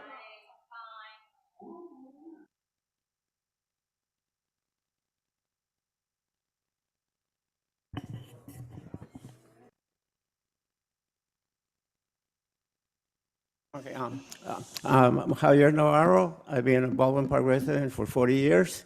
I want to talk about the cooling centers down at the community center. I went in the other day and asked, where's the cooling center, the cooling area? They pointed me to some chairs in front of the ping pong tables. I don't want to go there for an hour, 2 hours, sit next to the ping pong tables. I want you to approve extending the hours at the senior center where people are sitting down, talking to their friends, watching TV, playing dominoes or whatever. We don't want to go next door and sit at a chair in front of the ping pong table. And you have the staff. When I was there, I saw 3 people at the reception area. You don't need 3 people there. You can send one next door to watch the seniors staying there at least till 6 o'clock. After 3 o'clock, everybody has to leave, and they're outside in the park benches, outside in the hot weather. They should stay there at least till 6 p.m., watching a movie, having a conversation with friends, comfortable chairs around a table, not next door in front of the ping pong table. Thank you. Oh, one thing. What's the city going to do about making the park safer, especially after that branch fell? I don't know if you're aware of it. Manny wasn't aware of it. This happened Saturday. But what is the city going to do to make it safer for the people to walk around the park? Okay, thank you.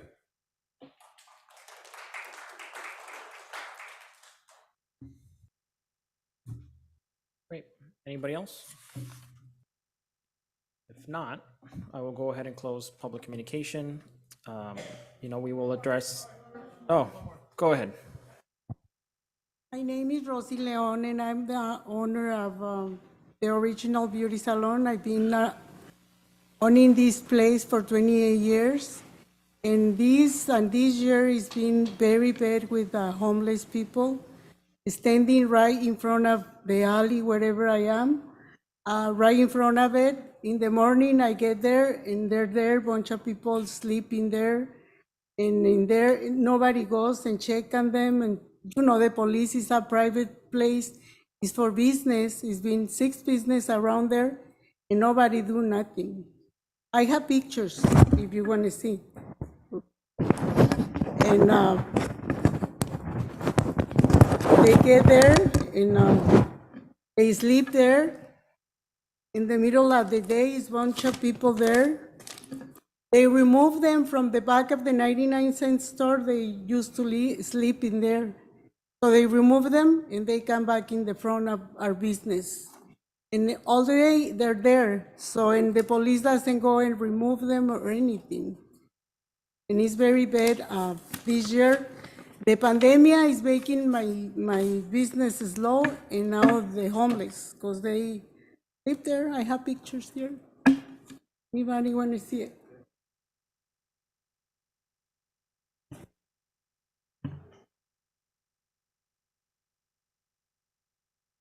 Get her address, please. Or I can give you my card too, whatever is. I is asking for help because now the police is not going to. They go to the back, they come to the front, and they just playing like a cat and a rat. Like they go there and they come here and they come here and they go there, and but they not remove them from the front. And people is not going. One thing, the business, the pandemic, and now the homeless. Carrying the people, because the people doesn't want to get in the business. And the pictures I show you is in front of my, I'm in the alley, but the homeless right in the front, and I'm in the back. So they don't want to go back, cross by the homeless. And thank you very much. I just ask for your help, because we need it. Thank you.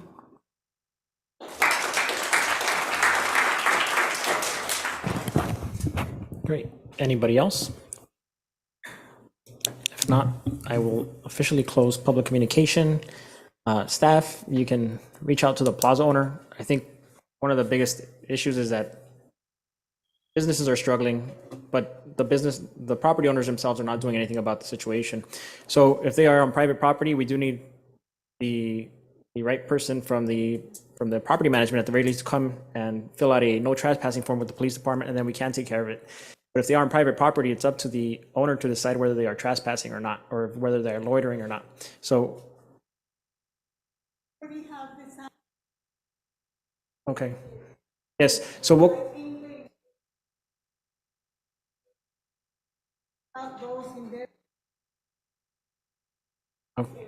Okay, so we'll make sure that code enforcement or PD reaches out to the property management, and then we can get those forms signed, and then we can do a better service there.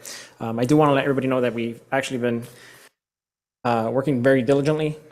2 weeks ago, our Baldwin Park PD host team went down to the waterbed with the Los Angeles Sheriff's Department and their host team. I was there along, and they did a lot of outreach. So they did outreach. They let everybody know that within 2 weeks. So this is one of the processes that happens. So we let them know that in 2 weeks there would be a cleanup, and during those 2 weeks they did periodically go out there and offer them services, make sure that they weren't displaced. And so we are making sure that we are pushing our efforts to help everybody, including our business owners and people on the streets.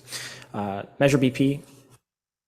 If you were here for that city council meeting, I abstained from it, so I don't have a position on it, and I don't talk to staff about it. I'm not sure where this idea came from, but there is some, whether I support it or not, I'm not fond of people spreading misinformation about the measure. And so, throughout the last weeks, I'm not saying anybody here, but throughout the last couple of weeks, we've seen this idea that the reason we're pushing for this Baldwin Park measure is because the city has made extensive purchases that we can't afford, and that is completely untrue, and it is misinformation that's being spread. We've bought new police cars, we've bought new equipment for everybody, and that's because it's highly needed. And we didn't spend it with general funds. We used ARPA dollars, which were a once in a lifetime grant funding to make sure that we overcame the pandemic and mitigated those issues that were being exacerbated because of the pandemic. So police services were needed. So we increased our services.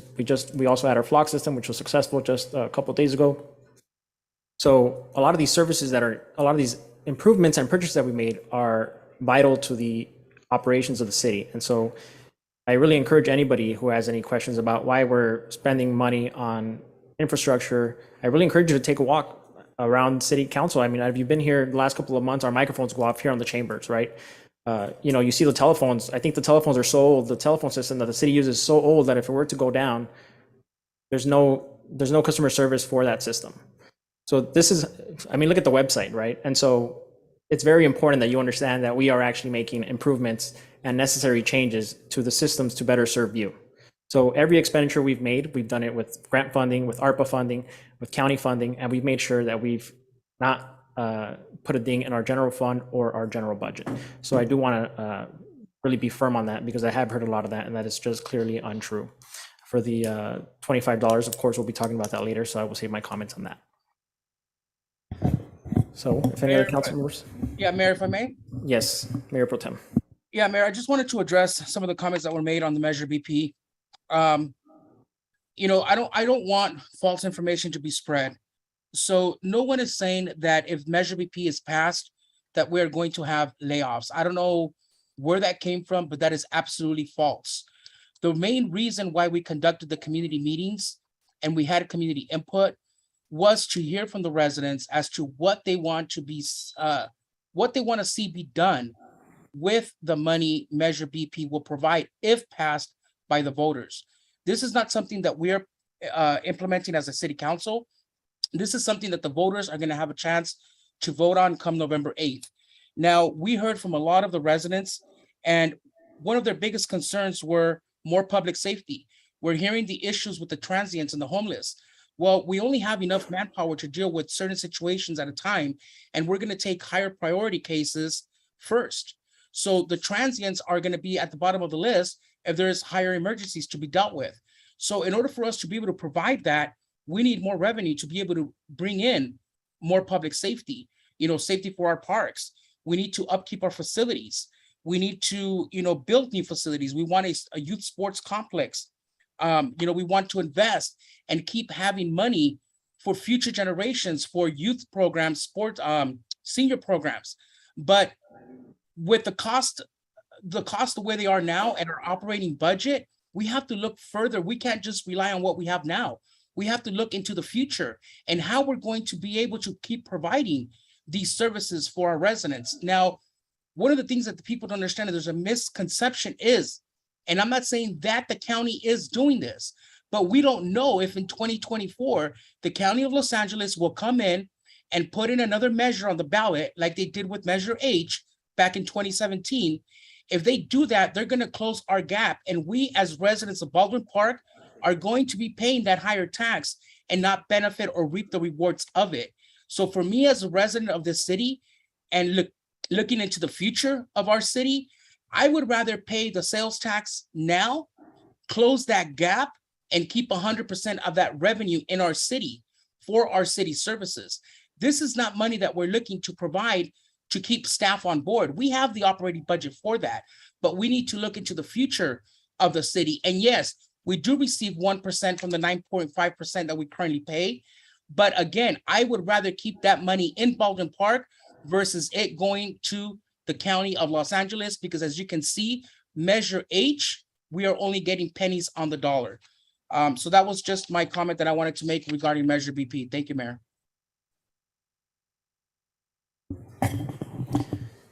Thank you for that, Mayor Pro Tem. Before I forget, I do, back on the idea that this tax measure is because of the expenditures we've made is incredibly untrue. The idea of Measure BP was actually born before the 2020 election. So the reason it wasn't put on the ballot then was because we were at the height of the pandemic during the election. And of course, for obvious reasons, it wasn't put on there. So this isn't a new idea. It's not an idea that's come because of the investments we've made. It's an idea that's continuing, right? And so very important to keep that in mind. But thank you, Mayor Pro Tem, for your comments. Does anybody else have any comments, questions, or concerns?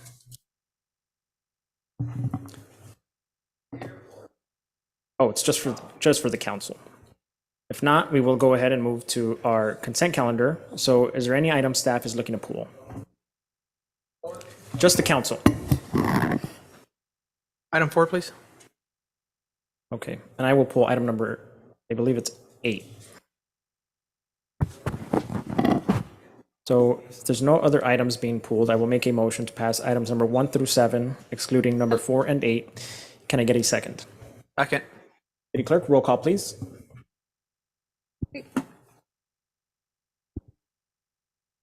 Mayor Estrada, Yes. Mayor Pro Tem Damian, Yes. Councilmember Avila, Yes. Councilmember Garcia, Yes. Councilmember Hernandez. Yes. Councilmember Hernandez, you have the floor. Yes, thank you. Sam, perhaps you could just give us a quick overview as to what item 4 means for the residents and for our city in our larger, Safe Streets initiatives that we're trying to do, and also with Vision Zero that we, put in the policy a while ago. Absolutely. Thank you. Thank you, Councilmember Hernandez. So we are very, very excited about bringing this project which has been in the works for many, many years. As Councilmember Garcia mentions most of the time, she was involved in a lot of the community involvement in bringing these projects about. This project is going to be the first leg of a 5-mile stretch of bike path throughout the Walnut Creek Wash, Big Dalton Wash, and the San Gabriel River. So this item is an agreement with LA County to allow us to take over the land, make the improvements, and maintain the bike path. So in terms of the way it connects, it plays very well into all of the efforts we've been doing lately in concerning complete streets and bike lanes. And as you've seen in the downtown area, we've installed a lot of improvements targeting bicycle safety, pedestrian safety, and this is going to play a big role in recreational activities, but as well as providing a safe path for bike enthusiasts and pedestrians. Perfect. Thank you, Sam. Again, this provides another open space for our residents and for visitors to be able to connect to, our park and the other extensions that we have along the creek. This is, again, not only for bike enthusiasts, but also for families that want to go out on a nice stroll in the evening or in the afternoon or the weekends, along, the beautiful watershed that we have in our parks. So again, thank you.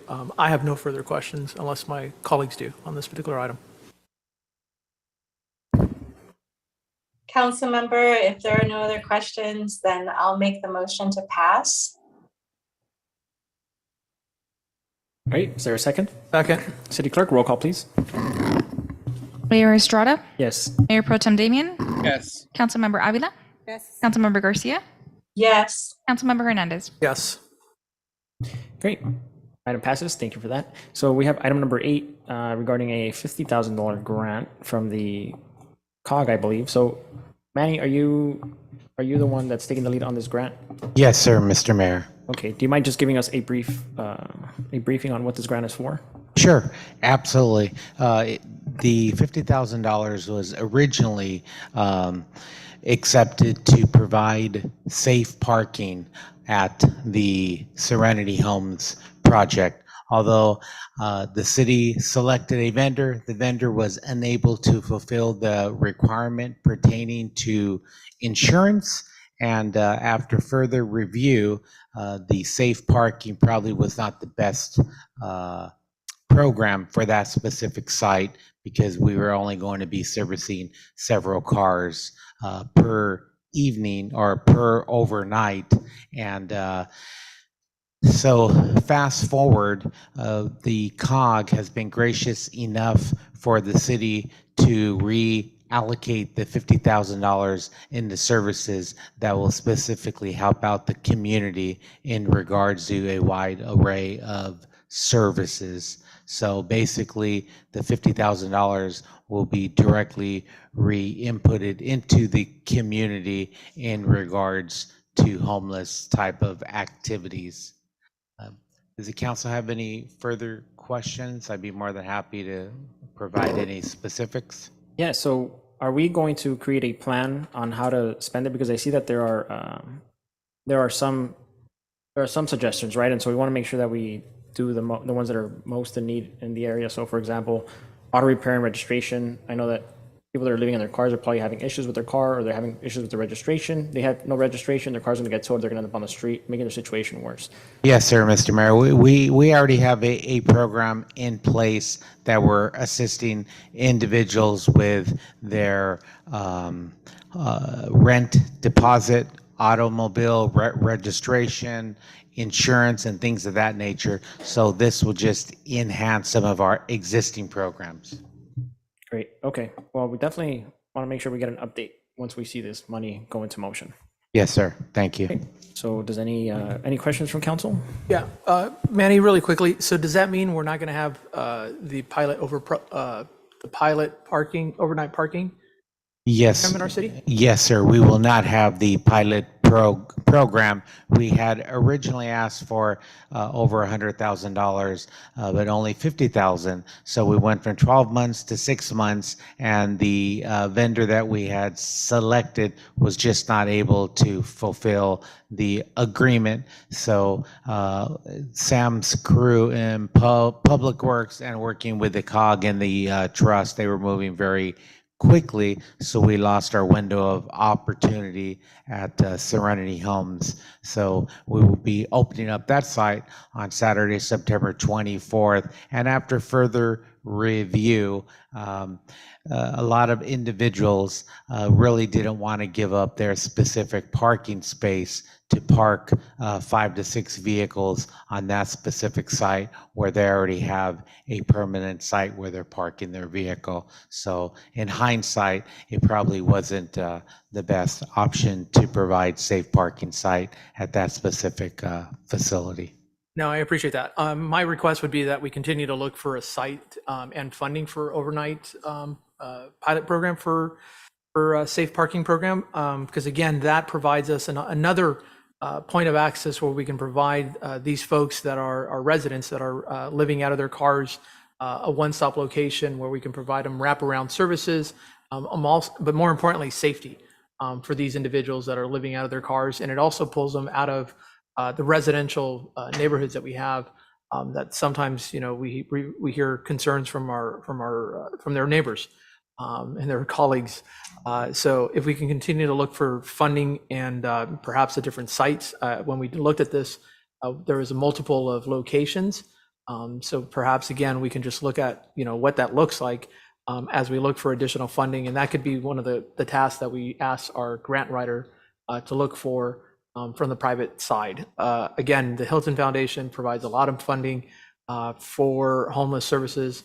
And I don't believe we've received anything. I don't know if we've actually applied for any programs from them or funding from, but that would be my suggestion, is to continue to look for additional funding so we can provide this pilot program, because it works in other cities. And I like to be able to see that implemented here in our city too. Yes, sir. Thank you. Great. So if there's no more questions, comments, concerns, I'll make a motion to pass the item. Can I get a second? Second. City Clerk, roll call, please. Mayor Estrada, Yes. Mayor Pro Tem Damian, Yes. Councilmember Avila, Councilmember Garcia, Yes. Councilmember Hernandez. Yes. Great. Thank you for that. Motion passes. Item number 9, we have a approval of an agenda template for all legislative meetings, and I believe that they are pretty similar. It seems that the only thing that changes is the color of the fonts. Is that kind of the main one, Chief Deputy City Clerk? Yes, that's accurate, Mayor. So in the first template, sorry, I'm pulling hope my computer doesn't crash. I'm pulling it up now. The first template has This is actually staff's preferred template. It has blue and black font as well as the logo in the center. The interchangeable text is the meeting type, date, and time located on the left-hand top corner, as well as the meeting body on the left-hand top corner. Template number 2 is identical to template A. So template B is identical to template A with the exception of the blackout font. Text is the same, and it's interchangeable. The body of the agenda will also have changes depending on the board secretary. And template C is the one that's a little different. It has black font with the logo on the far left-hand top corner, also with the interchangeable text. Great. And staff's recommended was A? I left it open-ended, but this is staff's preferred template. Okay. Well, I mean, I think it's staff that's going to work on the agenda. So, I mean, if that's staff's recommendation, then I don't mind going with that. I just have a couple questions, if that's Yes, okay. go ahead. In regards to the font size that you have here, is it size 11 or 12? It's size 12. Okay. And then the other part under reasonable accommodations, when I read that second sentence, reasonable accommodations and auxiliary aids, is that referring to reasonable accommodations here to entering our city council or for ADA. the material? Because the first sentence speaks to the agenda with disabilities. It's for ADA compliance, but we will make sure that the language is flushed out by the time we go live or before we go live. Okay, But yes, that's all I ask. Thank you. And Councilmember Hernandez, I also took note regarding the page numbers on the agendas. That's one of my pet peeves as well, so we'll have that integrated. Thank you. That helps. Nice. So sounds like we're all okay with A. All right. I actually have some input on that, Mayor. The blue font is a little tricky on the eyes. Are those just my eyes, or how do the rest of you see it? So the blue font on A, template A, versus template B, which is black font. You know, I actually think that the blue helps me look at it better. Okay, then it's just my eyes. I'll go with staff's recommendation. Yeah, because it kind of breaks it up a little bit. So I think it goes with the theme that we have The up at the theme. top. Yeah. Okay, well, hey, Baldwin Park Braves. There you go. All right, okay, we'll move along. Thank you. Great. Okay. So template A it is. A motion, right? Okay, sure. A motion to take template A. Can I get a second? Second. Thank you for that. City Clerk, roll call, please. Mayor Estrada, Yes. Mayor Pro Tem Damian, Yes. Councilmember Avila, Yes. Councilmember Garcia, Yes. Councilmember Hernandez. The hardest decision I've ever made, but yes.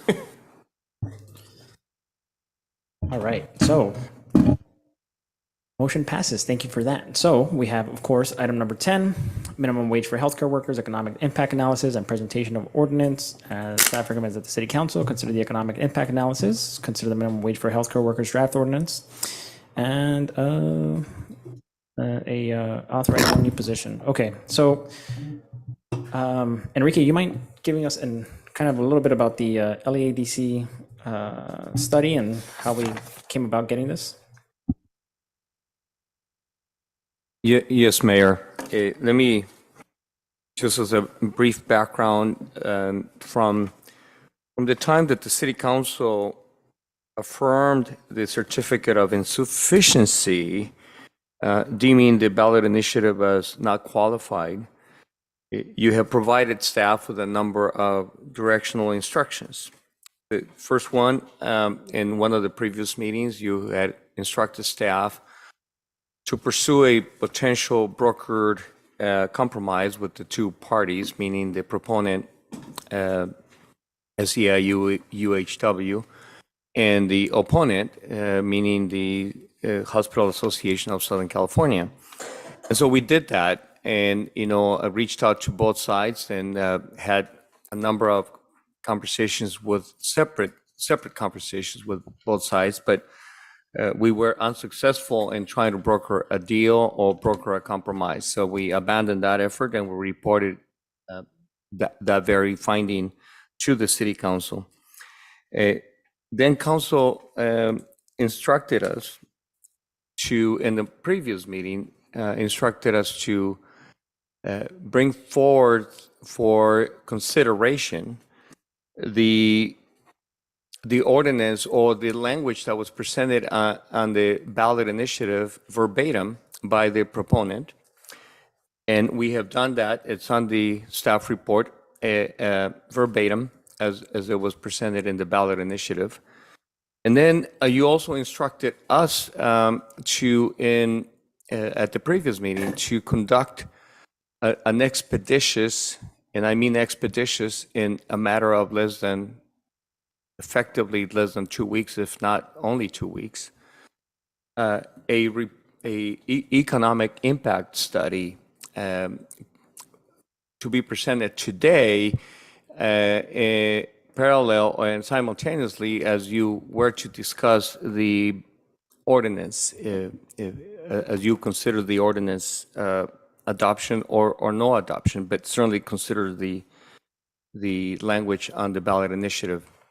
So immediately following the council meeting of 2 weeks ago, the last meeting of August, I immediately went to work along with the staff to try to secure a firm that could conduct a study that had the qualifications to be able to do an economic impact analysis, which, you know, is a rather specialized field of work.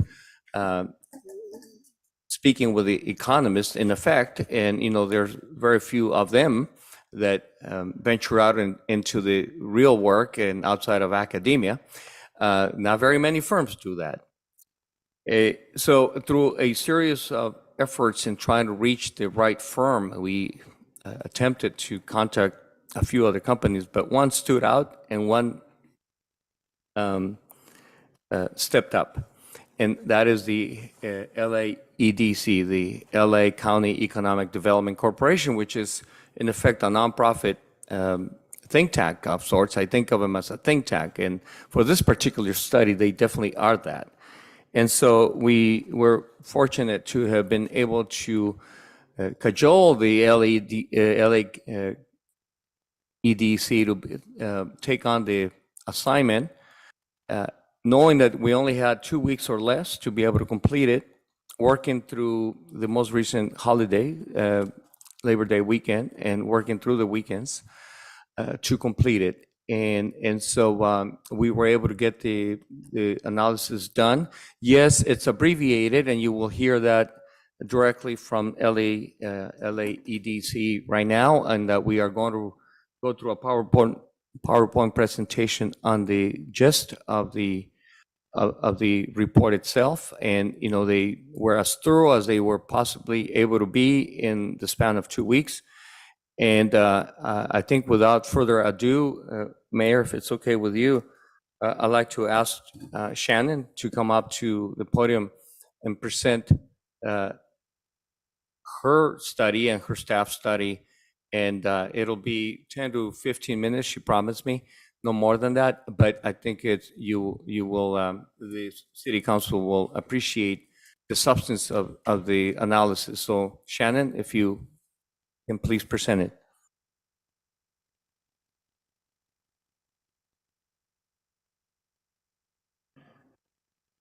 Good evening, Mayor and City Council members. Thank you for having me here tonight to share the key findings of our brief study looking into the potential impacts related to a proposed minimum wage for private healthcare facilities in the city of Baldwin Park. Next slide. I serve as the director of the Institute for Applied Economics, housed at LAEDC, the Los Angeles Economic Development Corporation. As the Southern California region's premier economic development organization, LAEDC is a nonprofit public benefit organization dedicated to collaboratively advancing opportunity and prosperity for all here in Los Angeles County. Our institute offers objective economic and policy research for public agencies and private firms. We're honored to have been engaged by the City of Baldwin Park to produce this report and hope that it will provide some context on the potential economic implications of implementing a healthcare sector minimum wage increase to $25 per hour for covered private healthcare facilities in the city of Baldwin Park. Next slide. In 2022, this year, the Service Employees International Union United Healthcare Workers West, a labor union which represents over 100,000 workers across California, circulated petitions in 9 cities in Los Angeles County, including Baldwin Park. An earlier speaker gave an update on all of those initiatives across the city, so to save time, I will skip that. So next slide.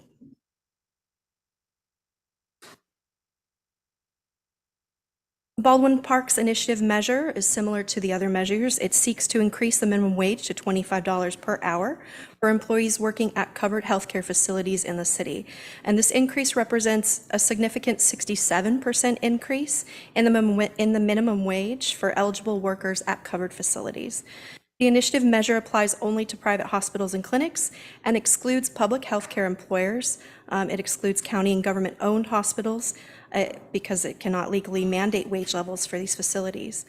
The initiative measure states that that covered healthcare facility, they may obtain a 1-year waiver from the increased minimum wage requirement if the facility can show that compliance with the new minimum wage will significantly impact its ability to operate effectively.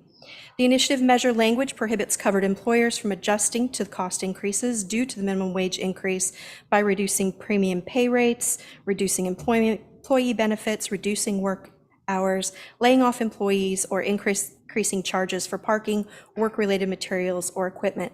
However, it is possible that employment adjustments will be made before the minimum wage goes into effect or during the waiver period for employers who are granted a waiver. Next slide.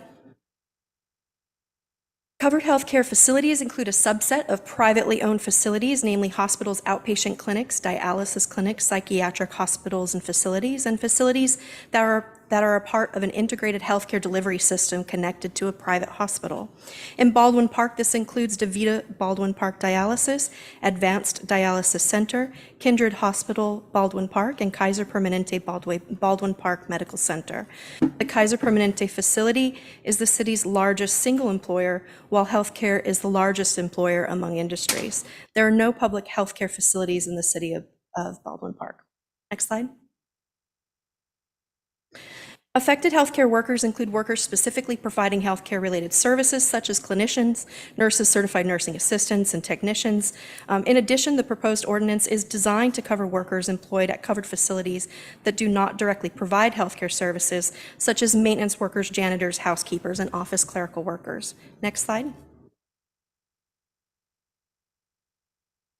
The proponents of the initiatives, the Service Employees International Union, United Healthcare Workers West, believe that the initiative measure would solve the staffing crisis at hospitals while rewarding healthcare workers for their continued commitment to patients over the course of the pandemic, and by doing so, improve both the access to and quality of care in hospitals in Baldwin Park. They believe the perceived benefits outweigh the perceived risks of the initiative measure. Next slide. The industry urges caution about the unknown spillover effects of the ordinance and the impacts it may have on non-covered facilities and other industries. The HASC organization has labeled the initiative deeply flawed and inequitable. The industry believes the perceived risks outweigh the perceived benefits of the initiative measure. Next slide. Before we look deeper into the potential impacts of the proposed measure, for context, we present a brief overview of the healthcare industry in Baldwin Park. In total, there are 70 healthcare establishments in the city. The healthcare industry as a whole accounts for 18% of the city's employment base, most of which works in the city's hospitals. Covered facilities in Baldwin Park, as mentioned, include Kaiser Permanente, Kindred Hospital, DaVita Baldwin Park Dialysis Center, and the Advanced Dialysis Center, and you can see employment estimates associated with those covered facilities on the slide. Next slide. If we look at the concentration of facilities through the city, we see that ambulatory health care is distributed throughout. Hospitals are located in the south, and the residential care facilities are clustered along the east. If we look at where healthcare workers live across the city, we don't see a clustering effect. Next slide. The minimum wage proposal will likely involve a number of short and long-term trade-offs, and economic theory and empirical evidence can provide us with some insight regarding these potential trade-offs associated with the proposed minimum wage increase. Potential benefits include increased labor income to remaining employed low-wage workers in covered healthcare facilities, initially earning below the higher minimum wage, increase in the quantity of labor supplied and retention in certain covered healthcare occupations, short-run increase in morale and productivity for covered healthcare workers subject to the minimum wage increase. And potential costs include short-run employment losses, particularly for low-wage workers in covered healthcare facilities, an increase in the long-run business exits, employment losses and reduced future employment growth and business entry for covered occupations, and non-labor adjustments such as reduced business profits, price increases, and quality and access reductions to pay for increased labor costs. Next slide. We performed a risk analysis to better understand gross profits and labor cost intensity of healthcare industries in the city of Baldwin Park. On average, the healthcare industry operates on narrower profit margins compared to the city's economy as a whole, only 5.5% compared to the all-industry average of 16.5%. A number of the analyzed healthcare industry sectors in the risk assessment are characterized by razor-thin and even negative gross operating surpluses. This means that many affected facilities may be unable to cover the increase in healthcare costs brought on by the minimum wage increase by reducing profits, and they will have to cover cost increases in other ways. Next slide. Labor costs already make up a significant portion of total costs in Baldwin Park's healthcare industry, and labor cost intensity is much higher in every analyzed healthcare industry sector than for the all-industry average. On average, all industries in Baldwin Park have a labor cost intensity of 33.8% of total output or gross revenues, while the average across healthcare industries is 56% of total output. This means the proposed 67% increase in the minimum wage for covered private healthcare facilities represents a significant increase in labor costs and therefore overall costs for the healthcare sector. The resulting increase in labor costs can be financed in a number of ways, including increasing prices for patients, reducing the quality of healthcare services, and reducing profits. Even reduced profits may end up decreasing quality and quantity of healthcare services to patients. For example, affected facilities may be unable to purchase new capital equipment, expand their facilities, or repair and replace existing equipment as a result. Next slide. When we look at estimating the possible outcomes of the proposed minimum wage increase on short-run employment and labor income, there are three possible outcomes. Total employment and total labor income both decrease. Total employment and total labor income increase. And total employment decreases and total labor income increases. Next slide. We see that the last possible outcome is what we are anticipating here. So assuming that the existing empirical estimates of short-run labor market reactions to a minimum wage increase hold, an estimated 14 to 29 jobs may be lost in the short run as a result of the proposed minimum wage increase. Job losses are associated with an estimated short-run loss in labor income of around 1.5 to 2.9 million. However, of employees in the city's covered healthcare facilities now earning the new minimum wage of $25 per hour, it may have a direct increase of income estimated to equal 9.3 to 9.4 million.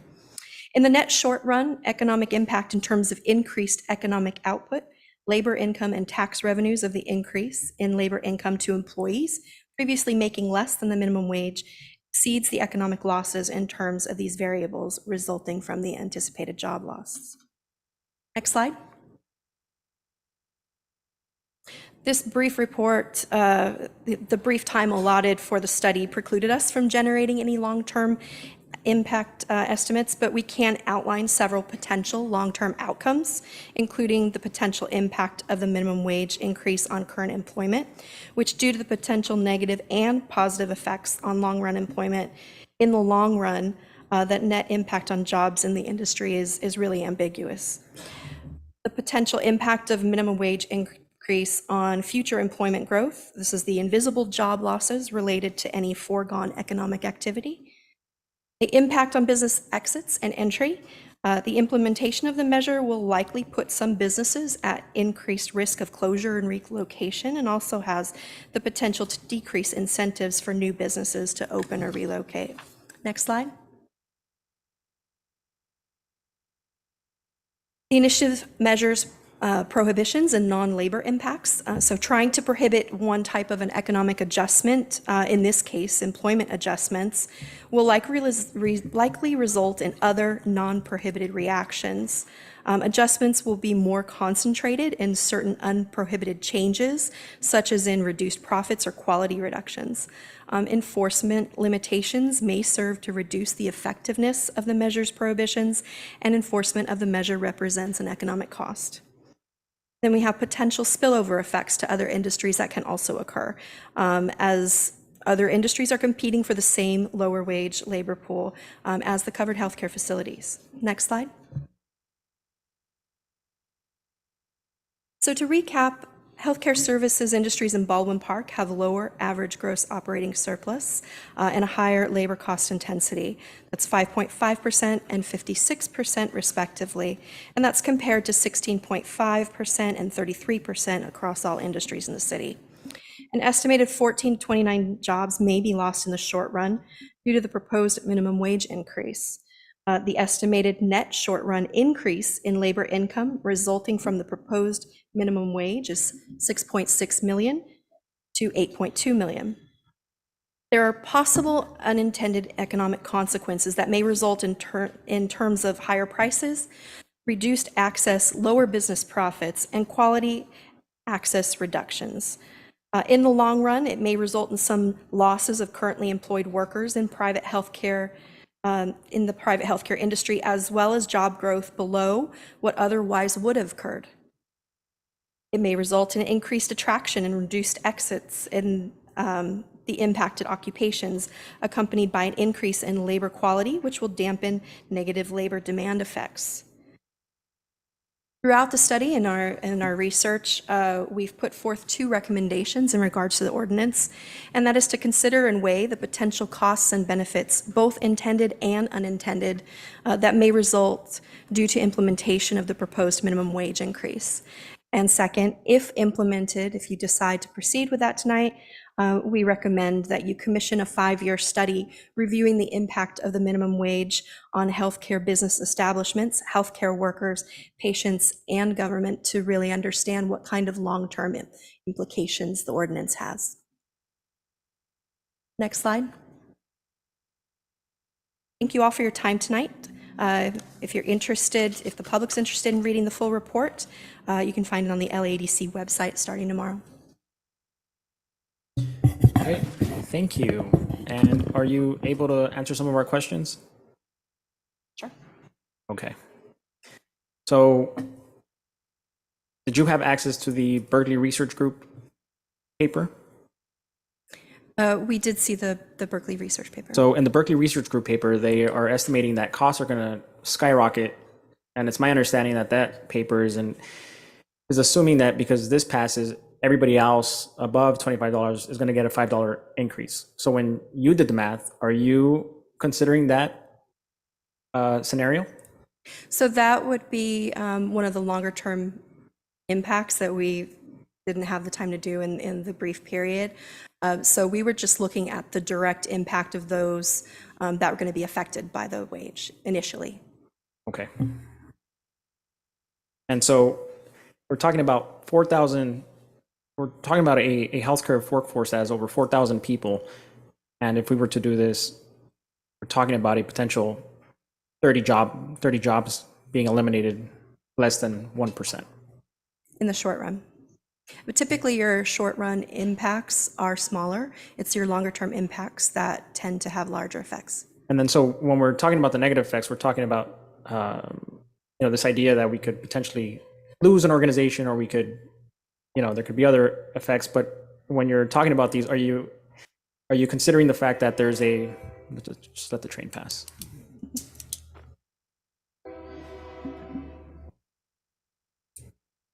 So in the ordinance itself, there's a clause that says that if you are able to show us or prove that you are unable to afford these wages, you are exempt from it for a year. So when you're talking about this idea that we could lose or organizations could lose the possibility of being able to upgrade their equipment or cover other costs, are you considering that they are going to have that possibility to exempt themselves if they are able to provide that the backing for it? So even if there is that clause that allows them to demonstrate that it's going to impact their ability to operate efficiently, because of increased labor costs over the longer run, the investment that would have taken place without the ordinance is what really is going to impact some of that. That's going to be the effect that's going to have more of a negative effect. Okay. All right. I don't know if any other council members have any questions.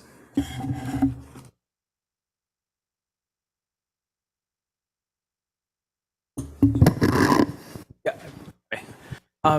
In regards to the long-term investment, as you just outlined, can you just kind of explain the rationale a little bit more as to why that would be the case, or what's the justification for not having a organization not be able to reinvest into tools, equipment, and whatever else?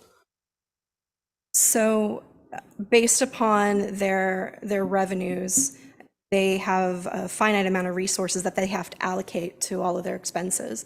And if you have one bucket that grows larger, it comes at the expense of other buckets, assuming that they're still earning the same rates or the same amount of revenues on a yearly basis. So by increasing their labor costs and maybe introducing a little bit of, employers being uncomfortable, not knowing if ordinances are going to expand or what that might lead to, they'll tend to be a little more conservative in their growth plans, and also we will reallocate their resources to increase labor costs versus expansion. No, thank you. And in your analysis, or in the same frame, does that also include like a percentage of increase of profits over time also in the next 5 years?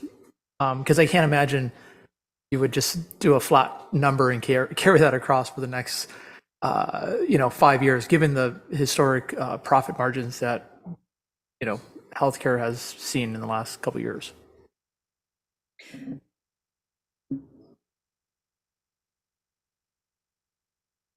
Let's just be fair. Whatever. Is he part of your staff? Yes. Oh, okay, please. If you can speak to the. No, thank you. Appreciate that. In regards to the labor cost percentage, because we're looking at short-term estimates here, we're not really working with the window of 5 years. And so there are a lot of long-term considerations within it, but we didn't feel comfortable going out that far. And so looking at that 1 year of data, we felt comfortable using that data point for this year of analysis. No, I appreciate that. Thank you for being fair for that. No other question. Great, thank you. Any other questions from council?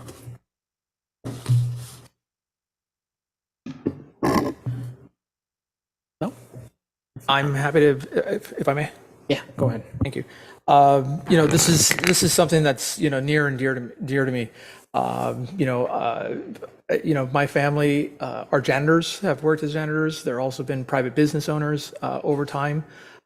So this is something that I'm a Kaiser patient. They've been providing me great service, not only to me and to my family.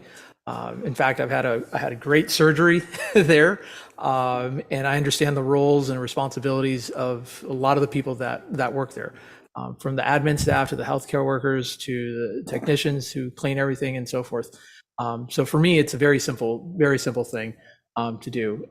Yes, if our premiums go up, by 2 or 3 cents, in the aggregate number of their total clients, that's, I think, is a very comfortable thing for me to do, on behalf of, the healthcare workers that we have. Because again, what this does, let's just put this in relationship, a $25 increase amounts to $52,000 a year. It's not very much. I would say it's actually below the average medium income of our city for our residents of, I believe it's 67,000 or so. And we have 4.3 individuals living in the city. So again, this is something that's, I think is important to provide livable wage, but also the comfort for individuals to be able to have one job. My parents, my mom as a janitor had multiple jobs and had to work from 5 all the way to 5 in the morning or 3 in the morning to be able to, provide for all of us. So I understand, the working class challenges that some families have to go to, have multiple jobs, and that takes away from the families. We had individuals speak to that earlier today, and it's tough, right? Especially if you're raising a single child or whatever the case may be. There is an impact, not just for the actual individual that's working, but also for the families at home. So I see this as a holistic approach. So I'll leave it at that. But the one thing I would ask is, Enrique, in regards to the position here that we're requesting of the management assistant, can you just elaborate a little bit more as to why that's required and why do we have to hire a full-time person for that? Yes, Councilmember Hernandez, there's an enforcement expectation that we would have to ensure that there's compliance should the council pass the ordinance. With it comes ensuring that facilities are complying with the ordinance. It being a local law, of course, we would want to enforce it. So whether it's based on a complaint or us proactively checking, either way, we would want to have the staff that will give that would be able to comply, that would be able to ensure compliance. We don't have staff that would do that, and if we were to have this ordinance in place, the expectation should be that we ought to enforce it. That's why we're asking for a management assistant to do that. Mayor? Yes, Councilwoman Avila. Thank you. Thank you for the information you provided of just the short impact it would make either way. When doing studies, I think it's important that we look at the full picture, and just providing a short impact of the pros and the cons, I don't feel is enough information for a city, an entity to go by to make a decision that is so important for everybody. The pandemic brought about a lot of heartache to a lot of families, a lot of workers in all the industries. Last time I spoke and it brought me to tears because I took my daughter to Kaiser when she had COVID. And I appreciated the work that was being done. At the same time, I also worked with my city workers that had to provide food for our residents and had to be out there working to make sure that our residents were fed, that they were being kept safe when we were doing the COVID test. I also looked at the school district employees that also had to work. We had the custodians that had to be working. We had the kitchen staff that had to provide food for all of our families. And we're out there serving the food to our families during the pandemic. So it has been a difficult situation for everybody, and I understand that. And we all deserve to make $25 an hour or more. One thing that we didn't discuss here is the impact that it would take on the city. The city has tried and is very short on police officers right now. We're very short staffed and we have some positions that we cannot fill because right now we don't have the means to fill those positions, and the safety of our community is very important, which that community is some of our healthcare workers, some of our school district employees, some of our city employees. We have to look at the whole picture. And we can't fund those police officers right now. We have departments that are not fully staffed because we cannot afford to fill those positions at this time. We have Parks and Recreation staff that are working overtime because we don't have enough staff members to work our events that are for our community members. This is very difficult. This is very difficult. I'm a union member. And of course, I work for the school district and we have a lot of unions. We have the teachers union, we have the classified union, I'm the classified union. We have union members here in our city. We have different unions being representative that seek, opportunities. They talk to us, we do the bargaining, and we try to give them the best that we can. As an organization, everybody should put their best foot forward to work for their employees and to provide the best for them. Sometimes I understand when bargaining, and it's happened with my union, we don't get everything that we ask for, but I know for a fact that my union representatives bargain to do the best that they can to give us the best possible outcome. And I trust my union representative to go out there and to bargain for me. They just had to bargain for us recently. And I know we just recently bargained with our city employees, and they understood that at this time may not be the right time for certain things that they need. And so we talked to them and we bargained and we came to a compromise, and we will sit down with them again to continue bargaining because we understand how important our employees are, how important it is to have a living wage. We understand that as a group. The thing about a collective bargaining unit, it's a process, and I'm going to read this, which working people through their unions, and as a union member, I pay my fees. I pay my monthly fees for my union representatives to represent me and to ask and to work for me, to give me the best possible work environment, benefits, and pay that they can negotiate with my organization. And in this case, it's the Baldwin Park Unified School District.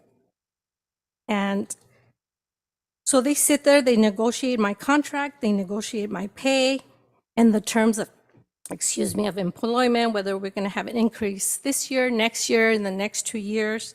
They bargain for me and they work for me to give me the best possible outcome. We have the Kaiser Union here, SEIU UHW, that works for the Kaiser employees. They try to put the measure on the ballot, and unfortunately, there was not enough signatures. And that was really heartbreaking because I think the whole city, we're bargaining for and we're investing in our community, but the city should have had a say-so. Our community members should have had a say-so. As a council, we can do certain things, but we have to look at the whole picture. I have to think of the Kaiser Union. I have to think of the school district union. I have to think of our unions here within my city. I know for a fact we have a lot of employees in my city that do not make $25 an hour. I know for a fact that the school district does not make $25 an hour. We are also being shortchanged when it comes to staff. We have no teacher subs. We have no instructional aid subs. that management has to step into the classroom when an employee calls out sick because we don't have enough teachers that want to work. We don't have enough instructional aides that want to work. We don't have enough custodians. I have to have a custodian for safety reason, morning and afternoon. Well, guess what? Sometimes I don't have one. They're the ones that come in and alarm the school. They make sure everything's open and set up for staff to come in. Well, sometimes I have to do that because I don't have a custodian. And if there's an emergency, a spill, a child, something happens, I have to go to that classroom. So I understand what it's like to be short-staffed. I understand that the pandemic has brought about all these shortages in different industries. Everybody is short-staffed. And unfortunately, we have to think of everything and the cost that's going to impact our city. We already spent $17,080 on this research that you did. That was one cost from our general fund. That is our community money. We also have to hire somebody to manage. It's going to be a management assistant. It's going to have a total impact on our general fund of $73,829 in direct annual salary, plus estimated $49,851 in benefits, including a pension and insurance-related costs, with a total annual cost of $123,680 to our city. Now, this will bring a total deficit of $66,860 to the 22-23 budget. What does that mean? That means our city will be in the red because we would have to spend money to accept a $25 minimum wage for Kaiser employees, which I believe they deserve. It is unfair that the representatives from Kaiser, the management team, and the union cannot sit down and negotiate for their staff that are so valuable. And by doing that, it's impacting our budget in our city. It's impacting all of my departments because we told them, no, we cannot fund your police officer right now. We cannot fund your human resources. We cannot fund a lot of departments because we don't have the money. Yet, how will we explain to our staff that we're going to go ahead and spend all this money to fix a problem that another organization has? Meaning the management of Kaiser and the bargaining unit. I cannot fit this in my head. I absolutely agree that they deserve, but they need to fight. The union needs to fight harder for them, and management needs to step up to the plate and give these employees what they deserve. Maybe if they can't do the $25 an hour right now, start increasing it a little bit at a time, year by year, until they reach that in the next maybe 4 years. But to ask the city to be in the deficit and be on the red because Kaiser management couldn't meet with the union to show their staff how much they care, it's a little unfair. Not only that, it puts us in a bind. If we do this for this union, I know UPS has a union and they're in the city of Baldwin Park. I could already see that union coming to the city of Baldwin Park. And now we have to spend another $123,680 to staff that management. I know Food for Less has a union. I could already see that coming. The school district has a union. I could already see that coming. But what about our employees? We can't even pay them $25 an hour. And I think, honestly, it's a little unfair that I could say yes to pay the healthcare workers what their management should have made a decision on, what their union should have fought harder for to make sure that they got that pay that they deserve. And I'm going to shortchange my staff here in the city of Baldwin Park. How am I going to explain to them that, nope, I can't give you $25 an hour, but I will vote for another organization to pay somebody else that much. And on top of that, I will spend $123,000, almost $24,000 a year on staffing that I am not able to give you because I can't afford it. I can't wrap that around my head because we don't have a full study of the long-term impact.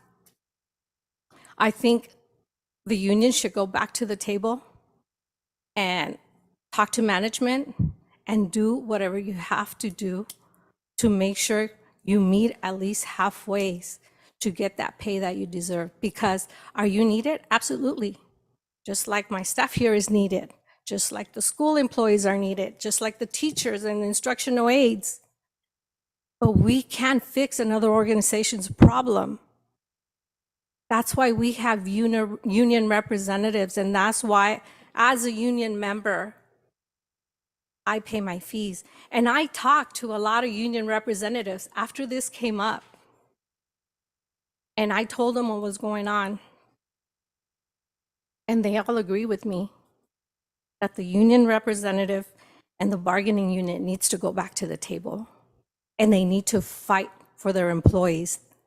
They need to fight for what they deserve, because I don't think it's fair that I'm going to shortchange my staff in the city of Baldwin Park and put myself in a situation that I'm going to have other unions within our city come and ask for the same, and then continue to short the city funds at the end of the year and impact our budget.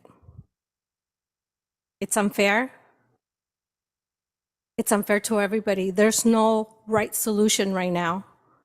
And I know what I'm saying may not be very popular, but if you stop and think about everything that I said, how it is affecting so many people, not just the Kaiser employees, it makes sense. And it makes a lot of sense for the union to go back to that table and make management meet you at least halfway and not give up. And that's what bargaining is. Fighting for your people. Fighting for your people. And as union members, you need to demand that from your representatives. If you need to pick it, you need to pick it. I've been on picket lines, and I don't cross picket lines because I am a union member, and I respect that you need a better pay. But again, it's unfair for me to shortchange my staff and put myself in a situation where other organizations are going to come to the city and ask the same and continue to impact the budget. The budget that we're trying to increase to provide more services for the residents. I have to look at the whole picture, not just the Kaiser employees, but the whole city of Baldwin Park. We need to make sure that what we're doing, it's the best for everybody, not just for a small group. And as union members, I recommend that you go back to your union bargaining unit and demand that they go back to the table and make management meet you halfway. That's all I have to say. Thank you. Mayor, if I may? Yes, and before you start, sorry, in the meantime, can you bring up your presentation again where you talk about, I think you put that there was some it affected the city taxes. But yes, go ahead, Mayor Pro Tem. Yeah, I'm going to be honest with you. I really, really struggled with this item. I don't think I've ever focused on an item so much. Because I honestly do believe that these healthcare workers should receive $25 an hour. I'm in full support of them receiving a livable wage. I hear their stories, they're compelling. I understand, I get it. But I also have to look at the whole, for me, to be honest with you, I don't even think we needed this impact analysis report because, I've done my due diligence. I've spoken with the hospital association, and it's frustrating for me to know that we as a city have taken the step to pay for this report when in fact, the hospital association did not blink an eye to spend thousands, maybe even millions of dollars in all the cities that they had opposed this initiative in, to send out mailer pieces to confuse the residents and social media advertisements. So, I know that they have the money because they have the money to oppose this, but yet they don't have the money to focus on retaining staff. If they know that they're already on, there's a 500,000 shortage of healthcare workers across the state of California, how are you going to expect to retain staff? I hear from these staff members having to work double shifts because they don't have enough staff and they're overworked and they're burdened with work. I get all of that. I understand that, and I'm compassionate towards all of that. But when you put yourself in a situation the way we are here as a council to have to decide who is worthy of $25 an hour and who is not, I ask myself, what type of door are we opening here? Who's going to come knocking on our door next? Is it going to be the grocery workers? Is it going to be other union members, requesting, or other industries requesting and saying, hey, we're worthy of $25 an hour. We were essential workers during the pandemic. So I see both sides of the story, and I fully support these healthcare workers and really wish that they got their $25 an hour. But, us to set an ordinance and to dictate who is going to be paying a minimum wage of $25 an hour, I don't know if it's smart for us to put ourselves in this situation, because as I stated, what other industry is going to come next? What about our own union members within our city staff? They're going to come request $25 an hour and say that they're not worthy of it if we deny it for them. So it's almost as if we do it for one, we're going to do it for all. Also, the cost that it's impacting the city. Our responsibility is also to make sure that we are looking for the healthiness of the finances of the city and how we're going to continue to be able to keep staff, hire more staff that we desperately need, and still provide those services and those resources to our residents. Those are some of my top priorities, to make sure that we are fiscally responsible for the finances of our city. And here we are, spending an additional $140,000 if this was to pass, which would affect our fiscal 22-23 budget.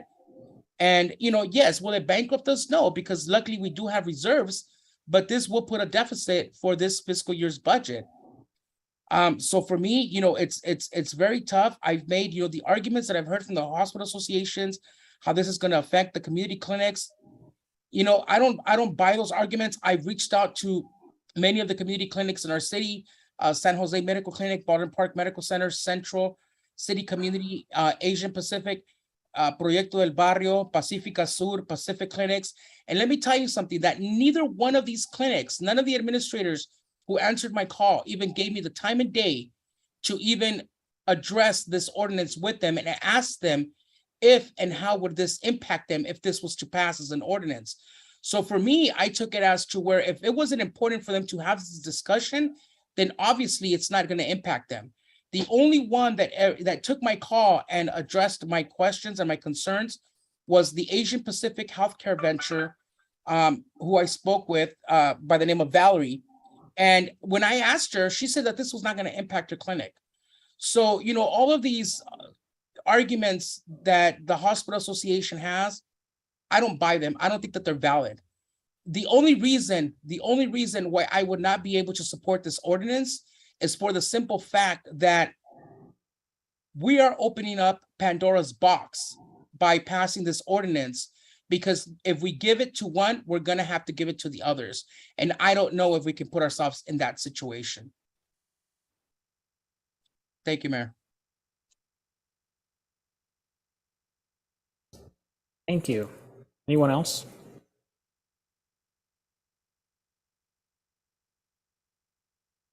If not, I'm happy to go again, if that's okay.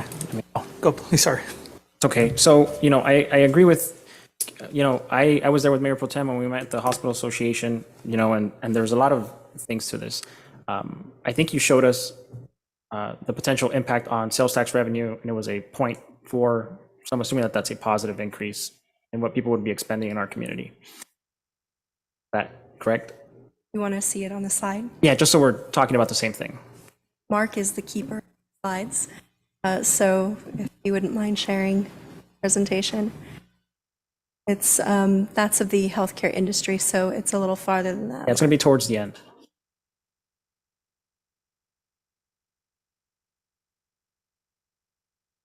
Towards the end. Yeah, keep going. There. That one, let me check my screen.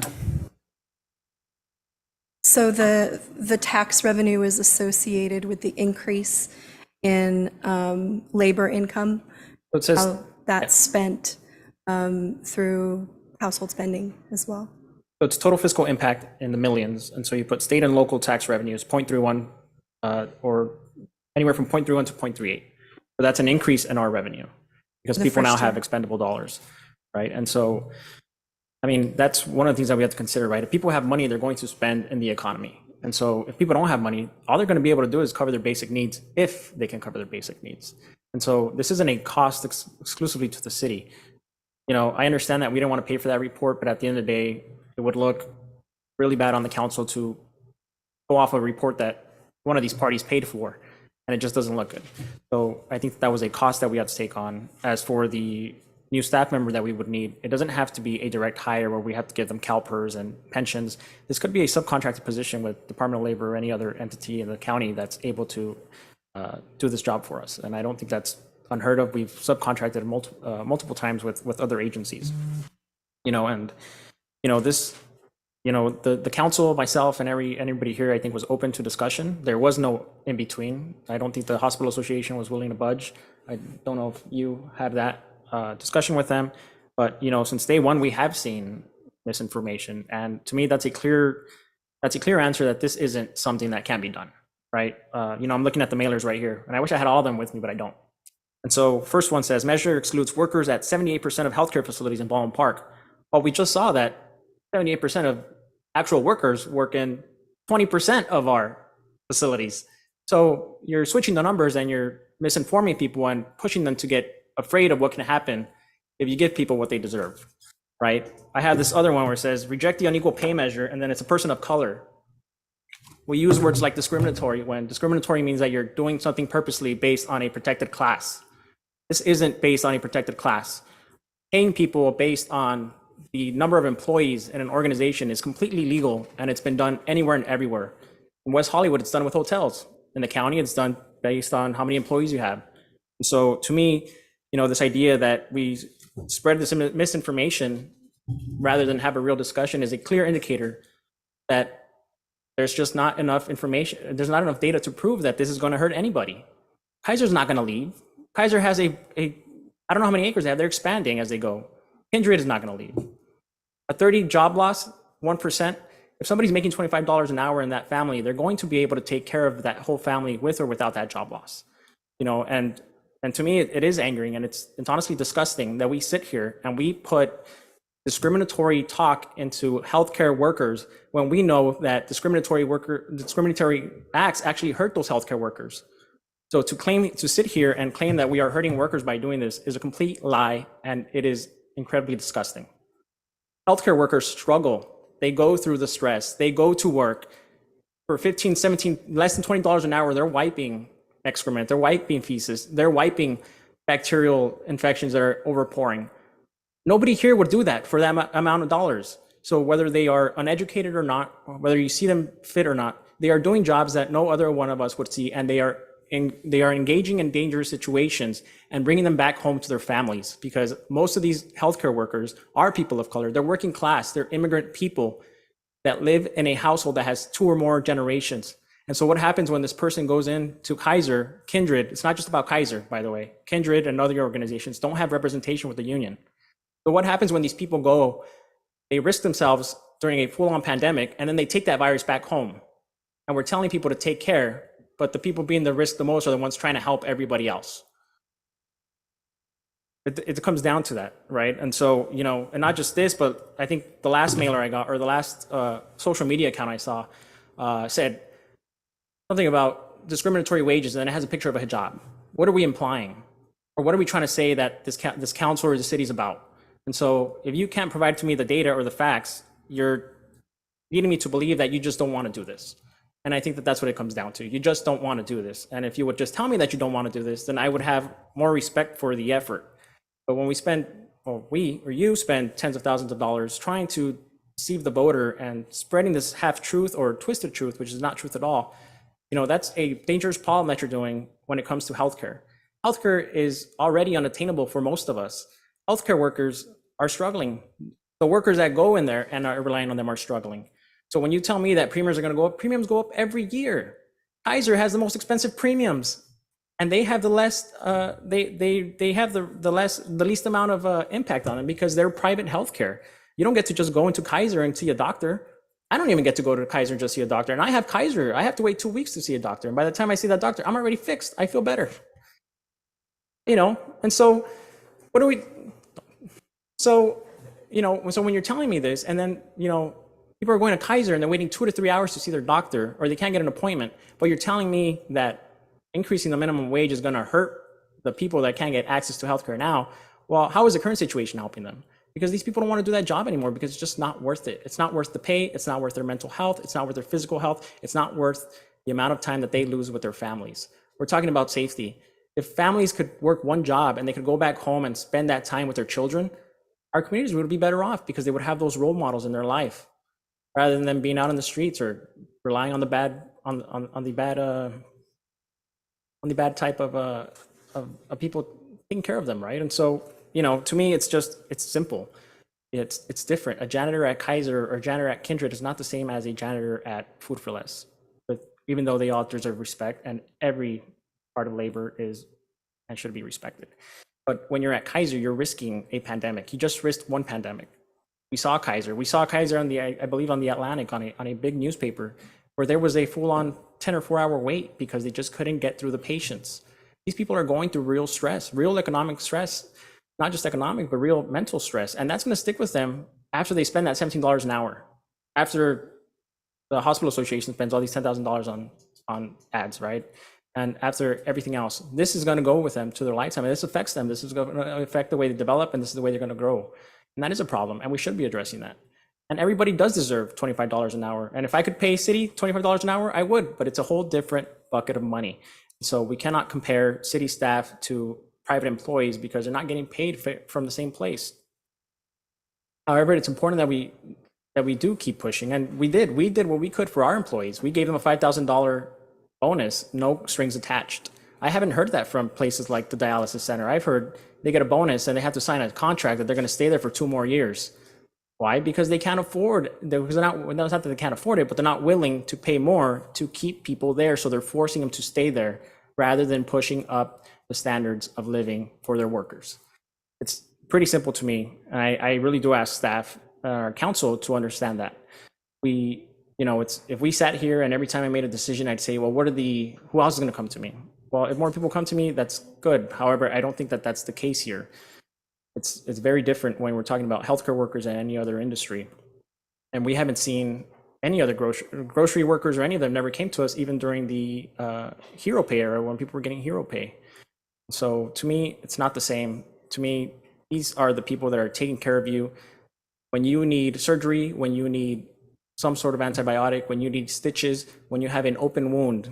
You're going to a place where it needs to be sanitary for the doctor to operate, for the nurse to check you. So that EBS system, anybody else, they're essential and they're very important to that process, whether we want to see it or not.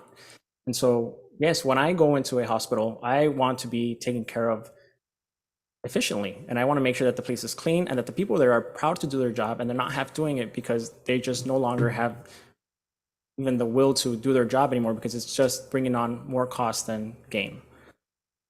So council doesn't have any more comments. I would make the motion. Mayor, I haven't, go ahead. Mayor, I'd like to say a few words. Yes, go ahead. First of all, let me say that I have been supportive of healthcare workers at Kaiser, janitors, nurses, and we've had conversations. I personally have had conversations with management at Kaiser in the past in support of healthcare workers, and I fully appreciate all that the healthcare workers have, what they've gone through during COVID. It was such a time of chaos and uncertainty, and they were right there at the front line. And so I recognize all of that, and I appreciate the words and the experiences that were shared this evening. I do agree with some of my colleagues here in saying that it does set a bad precedent for our city council to take up this item on the dais.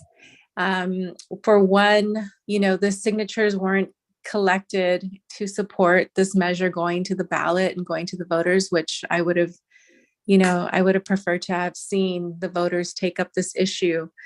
Do we have legislative authority? Yes, apparently we do.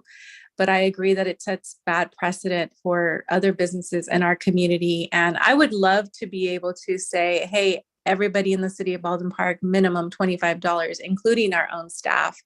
But I understand we grapple with budget constraints.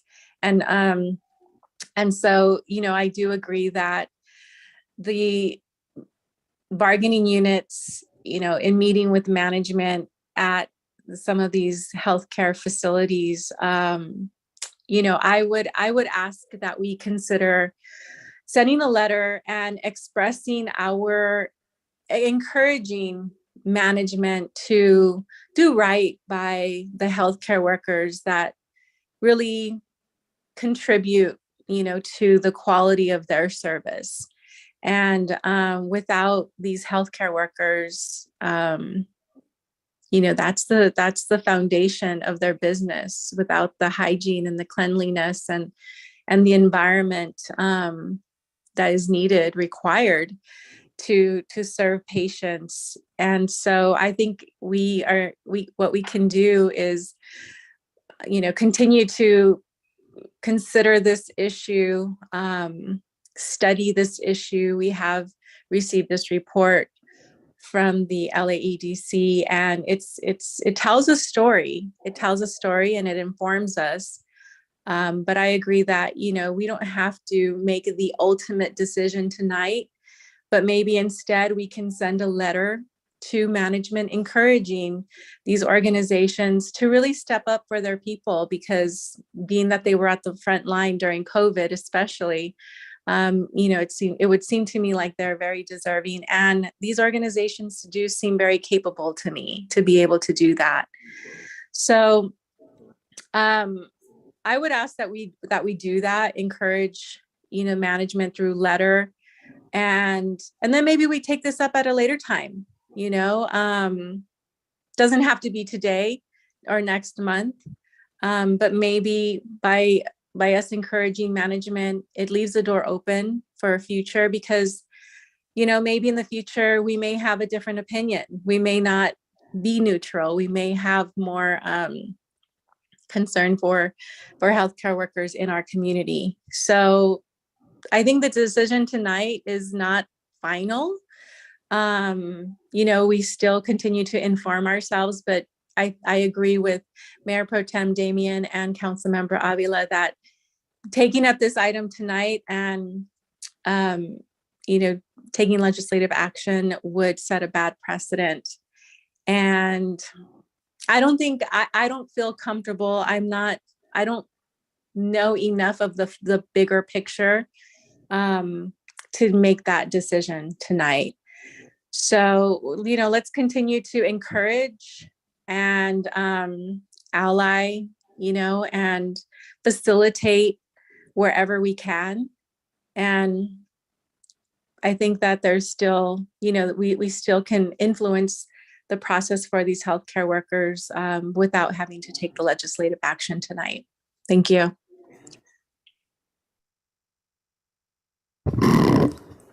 Mr. Mayor, if I may.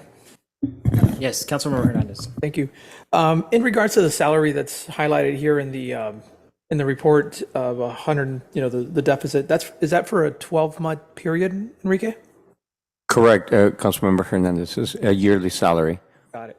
So that's assuming that that person would have been hired today, and so that 66,000 would have been as of today moving forward, correct? Current Yeah, budget? it's yearly. You're right. To normalize it to what the actual would be in year one, it depends on when this fiscal year the person would be hired.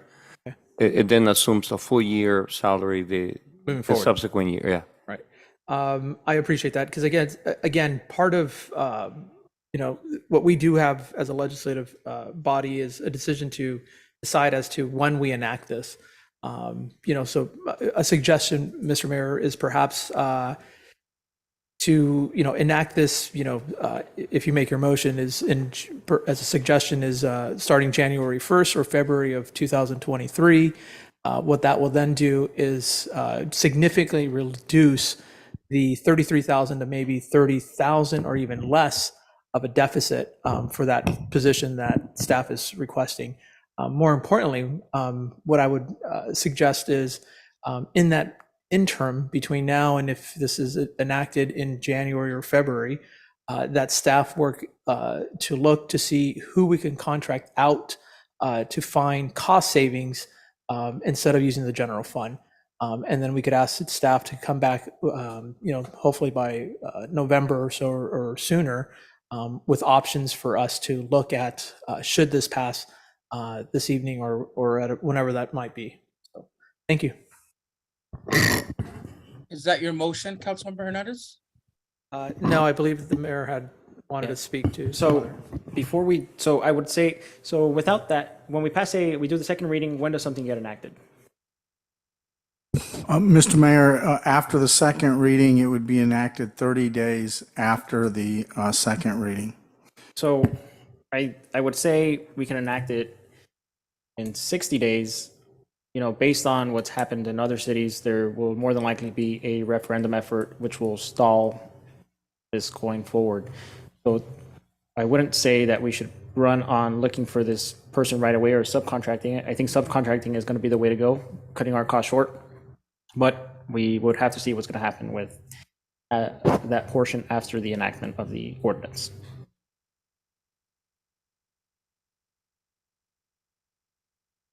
I think that would kind of meet us halfway, Councilmember Hernandez. What do you think? So the effective date would be 60 days from the date of passing. So, Mr. Mayor, if we were to do the second reading at our next meeting, that would be September 21st. 60 days after that would be, I think, what you're discussing. Time frame, just around I November. do math in public. September, October, November, I think. November? And you had said January, February. I would say if we can do just January 1st, just clean. I don't think it, it'd be great to enact it sooner, but I think that just gives us enough flexibility to look for that outside contractor and so forth. And whatever happens on the legal side of it, let that has nothing to do with us. That's, for the time being, is what I would suggest. Okay. Does anybody have any other input on the effective date? I have a comment. Yes. It's not the effective date that I'm concerned about. I'm concerned about making the organization accountable and responsible for taking care of their employees, and the union continuing to fight, to organize. If I have to walk the picket line with you, if I have to do that, then I will do that, because this organization is not stepping up to their employees. It's not doing what they deserve. It's about the long-term effects, not just the quick fix right now. Gotcha. Okay. So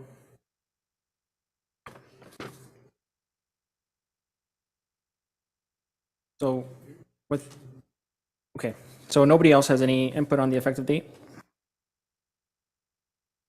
Okay, so I'll make a motion to pass the ordinance with the amended start date of January 1st, 2023.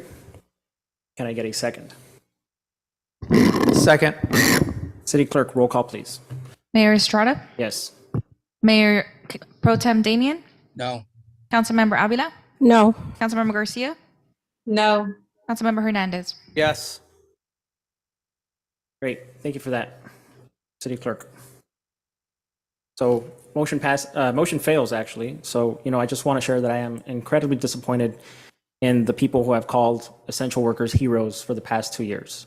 For the past 2 years, people of color, immigrants, our community, our people have been out there on the front lines working incredibly hard to take care of us. And so it was incredibly important for me to make sure that the city council either walked the walk or stop the talk. It's up to everybody to defend their position. Me personally, I will continue to support our essential workers in any and every single way possible.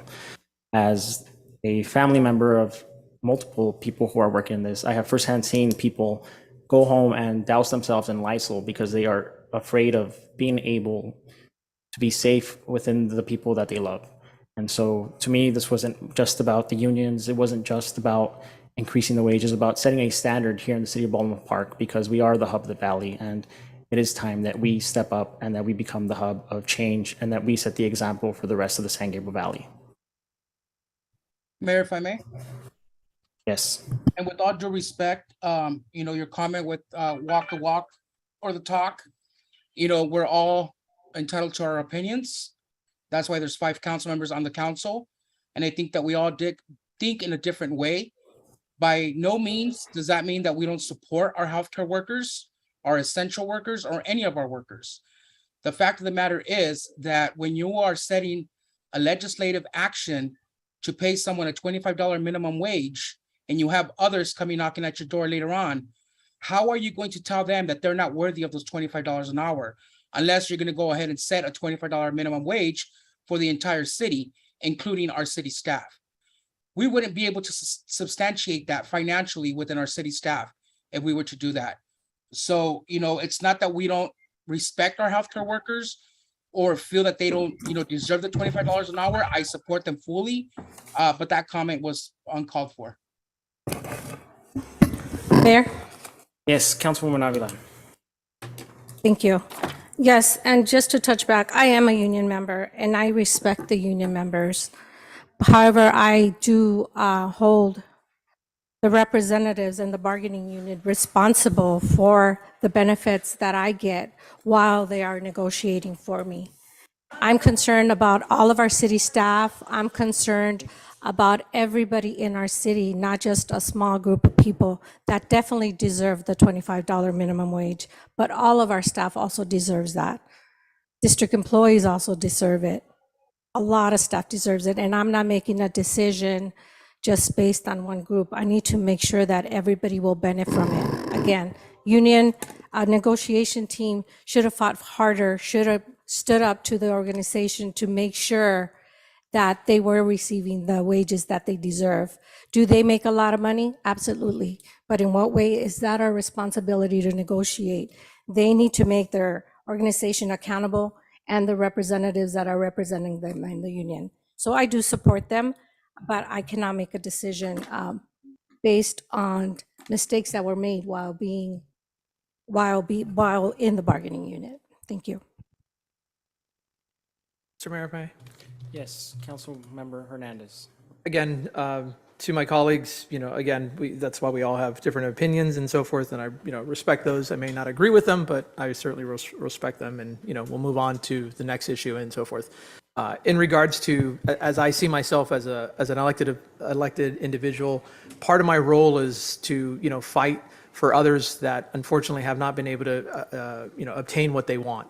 We did that, I at least did that, and I think the rest of my colleagues did it for rent control, right? The first time and then the second time. So again, we have taken positions where, we fight for those without the voices and we fight for those that have the voices. But that's just, again, the way I was raised, the way I will continue to, legislate. And, if another union comes, looking to increase, wages, I'm open to the discussion. It's not a bad thing. The one thing I would say is, like, an example is, I recently had a conversation with our staff where, we're paying entry level, paying for a street worker is $18 an hour. I mean, that's barely $37,000 a year. And there's a reason for why we're not filling up the positions in our city, is because no one wants to go do the hard work for that amount of money. I mean, it's just plain and simple. When you can go work across the street at Jack in a Box for $20 and get, similar benefits, and, do what you need to do. So again, this is about, qualifying, but also prioritizing. We talked about public safety. We had a very thorough discussion around that. I'm very supportive, very happy that the council, allow us to unfreeze, I believe, 7 positions and add an additional CSO position. And we're talking about crime, right? So if we want to prioritize what our needs are, then I'm happy to have that discussion. And I will always prioritize public safety, because in my view, public safety is what provides the foundation of a safe community. And that's what brings in business. That's what makes the community safer. So again, back to, this item of, making something livable wage for some, again, a livable wage of $52,000 in LA County, that's not very much, and sometimes some folks don't have those opportunities to uplift themselves. And, again, in my role, I see myself as trying to help those that can and that want to, right? It's a reason for why we invest a lot of millions of dollars into our homeless outreach and communities, because again, we believe that those individuals are going to uplift themselves and move into prosperous lives. So yes, I have no problem, fighting for folks and advocating for folks, whether they're represented or not. And I'll continue to do so. But, again, I'm disappointed tonight, but, as we've said in the past is, we'll continue to, fight. And more importantly, there might be another item that, we advocate with my colleagues that oppose today's motion. And again, that's just the way, that's what politics is. And I appreciate the dialogue and your comments, and we'll go from there. Thank you. Great, thank you. We are at the end of our agenda. Councilwoman Garcia, you have the floor. Thank you, Mayor. We took this item up in the study session, so we're good on this. All right, good. So before we end, I do want to ask staff to entertain the request of the Presbyterian Church. It looks like they are willing to partner with Habitat for Humanity to build affordable homeownership opportunities on that lot. And then based on the grant funding that we have provided to Habitat for Humanity to build new housing, they want to see if that is something that they can apply for. So we want to make sure we entertain that. All right. Mr. Mayor, we also still have to report out a closed session. Yes, of course. City Attorney, can you report out? Thank you, Mr. Mayor. I wanted to report out that in the case entitled Romero v. City of Baldwin Park, the city has settled that case for $250,000. That is a complete and full settlement. The case is now over and a dismissal has been filed with prejudice. That concludes my report. That's the only reportable action, Mr. Mayor. Great, thank you. And then one more item before I forget. We do want to see our military banners get revamped so we can prioritize commemorating our veterans. So if it's okay with staff, with council, I'd like to see staff start that process. All right, seeing no opposition, I will move to adjourn the meeting. Can I get a second? Any objections? If not, meeting is adjourned.